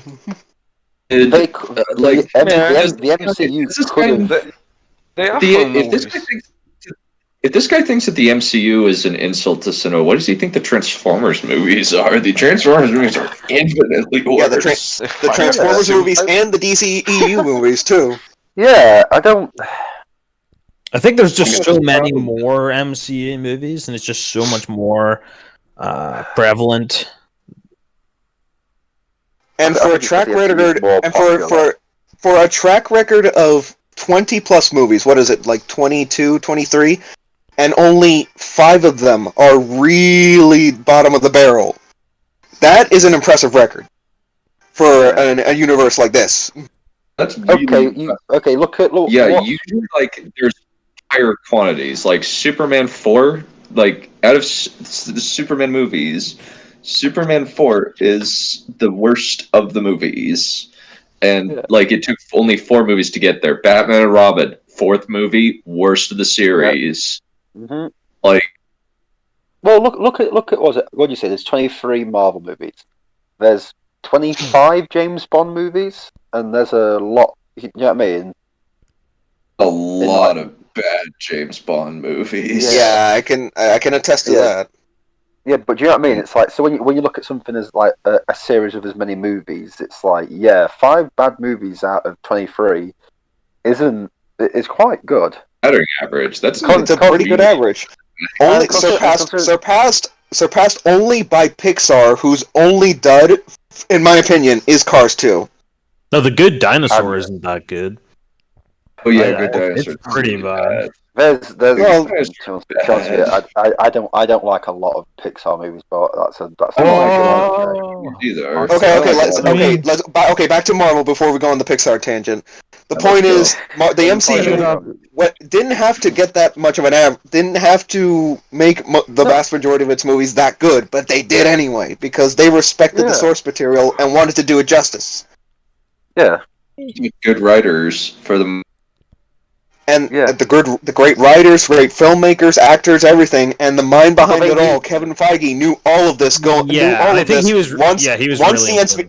Once the MCU hit its stride, he knew exactly what he had to keep doing, and he did it. Yeah, and he knew that if he got this right, they'd be going down in history. Endgame. And Endgame most certainly went down in cinema history as one of, as at the very least, the best, the highest grossing movie of all time. At the very least. Yeah. Which none of us, I think some of us never even thought it would actually get to that point for the MCU, though, to have that kind of that accolade on it. Yeah. It's more than the sum of its parts. I think the MCU. It's Well, to have to have the popularity argument coupled with based off how many people like it or how much money it makes is sort of like, well, it's low quality, therefore you have to appease everyone, or this sort of analogy. There's reasons why it works. There is reasons why the stories are interconnected and why they appeal to many people. And you cannot just reduce that to, it makes a lot of money. That's the whole point. That's fine, but that's business. That's one element of it. What makes the story, what makes the characters work or not work, and why is that bad quality? He hasn't really addressed that aside from, hey, it's all about the money. It's like, no, it's not about the money. No. Apparently not, or else they wouldn't have kept making another 3, 4, 5 of this series. Exactly. And the popularity is like message coming in. Popularity is secondary to everything they've put into the universe to begin with, because without all that effort, there wouldn't be that popularity. Yeah. That's why Game of Thrones initially was really good, because they were able to crib off of excellent source material. Yeah. I don't like Exactly. Game of Thrones. What at all? Like I say, I dropped out season 1. I couldn't be bothered. I dropped out season 2. No, but also I tried reading the books and I just don't like it. I don't know. Are you normally a reader? Yeah, I read a lot. Of other I love Lord of the Rings, but I don't know. Just I can't get into. George R. R. Did you just ask if Crazy Philosopher was much of a reader? He's I haven't. Ever since we started talking on this, he's been spouting off book facts like left, right, and centre. Like is it the grimdark nature? Is it the prose, or what's like the? For me, it's the politics stuff. That it's so much about so many different characters that do so much different stuff. I don't know. I just get a bit uninterested in it. I really like having focused on a specific set of characters that just have certain adventures, and to me, it just feels like there's just a bit much going on for my taste. I don't particularly am interested in. I would say it that way as well. I wasn't gripped by what was happening, and I think I was still reeling from Lost, to be honest with you, after wasting all my time. So the back of my head, I was thinking, this is probably not going to end that well. I had a feeling. I don't know how. I've heard horror stories about the ending of Lost, but I can't imagine it being worse than Game of Thrones. I've actually started watching Lost just because I want to know. Just quickly to answer Dunn, I actually absolutely love dark fantasy, and I'm myself working on a dark fantasy story. Like really dark and grim. I actually really like grimdark. Oh, okay. I feel like Game of Thrones doesn't focus on the fantasy elements very much. All right, so what do you think of like Joe Abercrombie? Have you ever heard of him? I think you might like him if you like dark. No, I haven't heard of him. Yeah, he calls himself colloquially as Lord Grimdark. Like that's actually his actual Twitter handle. All right, guys. Like, there's not as much politics, and he's got like a really fascinating character in the form of Sandan Glokta, who's this crippled inquisitor who's pretty much one of the funniest characters I've ever read. That sounds pretty cool. Dunn, you had me at cripple. All right. let's finish this off, and then we'll get to the super chats. We'll call it a night. Reason MCU is not just trash. No, it is an insult to art itself. Anyways, if you all right, that's fine. We don't have to hear any more from him. No. I want to see what that he did a thing about raccoons. I want to see what he was actually on about with that. Okay. Right. Leave a comment, like, subscribe, bell button. Where is it? I'm just starting out, so every bit of support helps. I'm not sure how many more videos I'll do in the MCU, but I do know this just starting out. Well, no wonder you did this kind of massive hot take. I must have imagined that bit. It looked like he mentioned like another meme, and it had raccoons on it. So yeah. Anyway, let's get to the super chats and call it a night. Punished Berserker, the DCAU, which is the animated universe, is greater than the MCU. I think that goes without saying. I think when you have the actual animated cartoons of actual, they're still adaptations on the screen. I mean, in my honest opinion, DCAU and MCU are pretty neck and neck. Yeah. You're comparing apples and oranges. I mean, you prefer whatever you like. But I would say when you're talking about an adaptation from a comic or a book to a visual novel to the screen to an animated thing to a video game or whatever, and once you get to live action, you're playing a whole totally different thing. So anything as close as possible to the original source, if it is a comic book, then animated comic, that's fine. So I would say the lower number of steps you have to take, the more accurate the adaptations you're going to get. Whether that's up to your taste is up to you. Whether you prefer animated stuff or live action, it's that's subjective. Joe Crazy, Toy Story 4 is not really good. Oh, okay, thanks. What? You want to know the best part about this? This is just part 1. Can't wait for this guy to do part 2. We're one of three. It's like, we got to do all of them. Well, they're on the docket, so we won't know until people vote for them. Punish Berserker. What is Vote for him, please. What is Dunn talking about Superman 4? There were only 2 Christopher Reeve Superman movies. Oh. Yeah, he's right. Yes. It's only Superman 1 and 2. The fact. In Superman 2. It's 1 and 2, and then there was a massive hiatus, and then it was Superman Returns. Yeah. Oh no. Richard Pryor was a thing, so yeah. Anyway. Hoi, that was long. Ranty, angry, hatred. Holy crap, this guy. Lots of emotion. Something Nietzsche at the end. Yeah, just throw Nietzsche in there for the hell of it. News. The raccoon is high art. I'm going to say there is one bit of good news. I think Matthias has got bingo on video essay bingo. I got mine if you guys want to see it. Let me just pull it up. Yeah, Matthias. I think Matthias has put in the Smudcast discussion or chat that he's got bingo. So yeah, okay. So he had a few isms and phobias there, or sorry, isms. I can't remember which one. It was so long ago, my brain just forgot. The main one was he taking a lot of things and running with it. So I would say out of context fits rather well. So what his opinion is of people or people who watch the films. Did he say something worth value? Yes, of course. I would say so. Like he did get some accurate observations. It's his conclusions of what those meant is what is kind of frightening for me.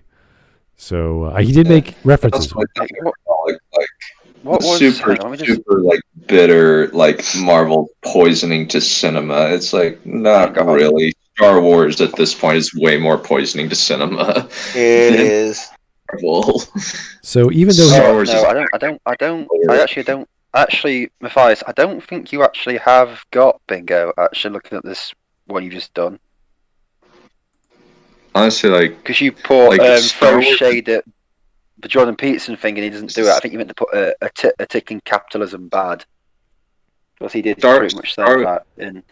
I don't think he said capitalism was bad. Star Wars: The Last Jedi has actively lowered the standards of most everybody on YouTube, of like at least 50% of YouTube, at least that I've seen. Yeah. So yeah. Let me just go. We'll just keep going. Let's see. What is the other one?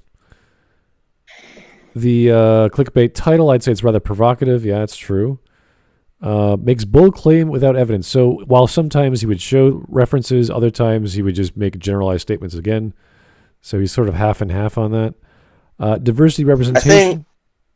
I think feminist dribble counts, even though it was like for a second when he showed the iceberg. Yeah, I wouldn't go that far. That's not feminist dribble. That's just a general idea. He didn't talk about. Plus the photos and the commentary with the dialogue. Well, not the dialogue. The text on the screen. I was like, that's stupid. Like that's not an argument. You're just throwing shit on the screen, expecting us to care. Yeah, you're just saying shit and expecting people to connect the dots when there's no dots to connect. Yeah. Yeah. Why did I cross out diversity? Oh yeah, did he talk about representation? Not really. He just talked about like black on the fucking iceberg. Majority. Yeah, he did say about the iceberg stuff of it's hard to say because he was all over the place. But yeah, no, that was a tough one to follow. We talked about the magical Negro as well. Yeah, kind of. Yeah, I guess you're right. God, I don't think there will ever be a time where that word doesn't crack me up. Magical Negro. There's only a time when a sad dead child is never gonna crack me up. All right, guys. I think we can call it a night. That was long. Yeah. Boy. Yeah, it is 1:30 here, and I am just 2:30. All right, well, let's go to bed. Thanks, guys, for tuning in. Keep this. Everyone, please vote for part 2 of this when it comes out, please. Yes, please. Oh, there's 3 parts already out. They're already gone. No, the 3 parts. It's already? Yeah, they're already there. They're all on this channel. Yeah. I was like, vote for it. Do it. No, don't. So thank you for the suggestions. Keep them coming. We'll be voting or reading the votes every day to see what's next. And yeah, be sure to join the Discord to make sure your votes count. So thanks for tuning in. Indeed. Have yourself a great evening. We'll talk to you real soon. Have a great night. Bye-bye.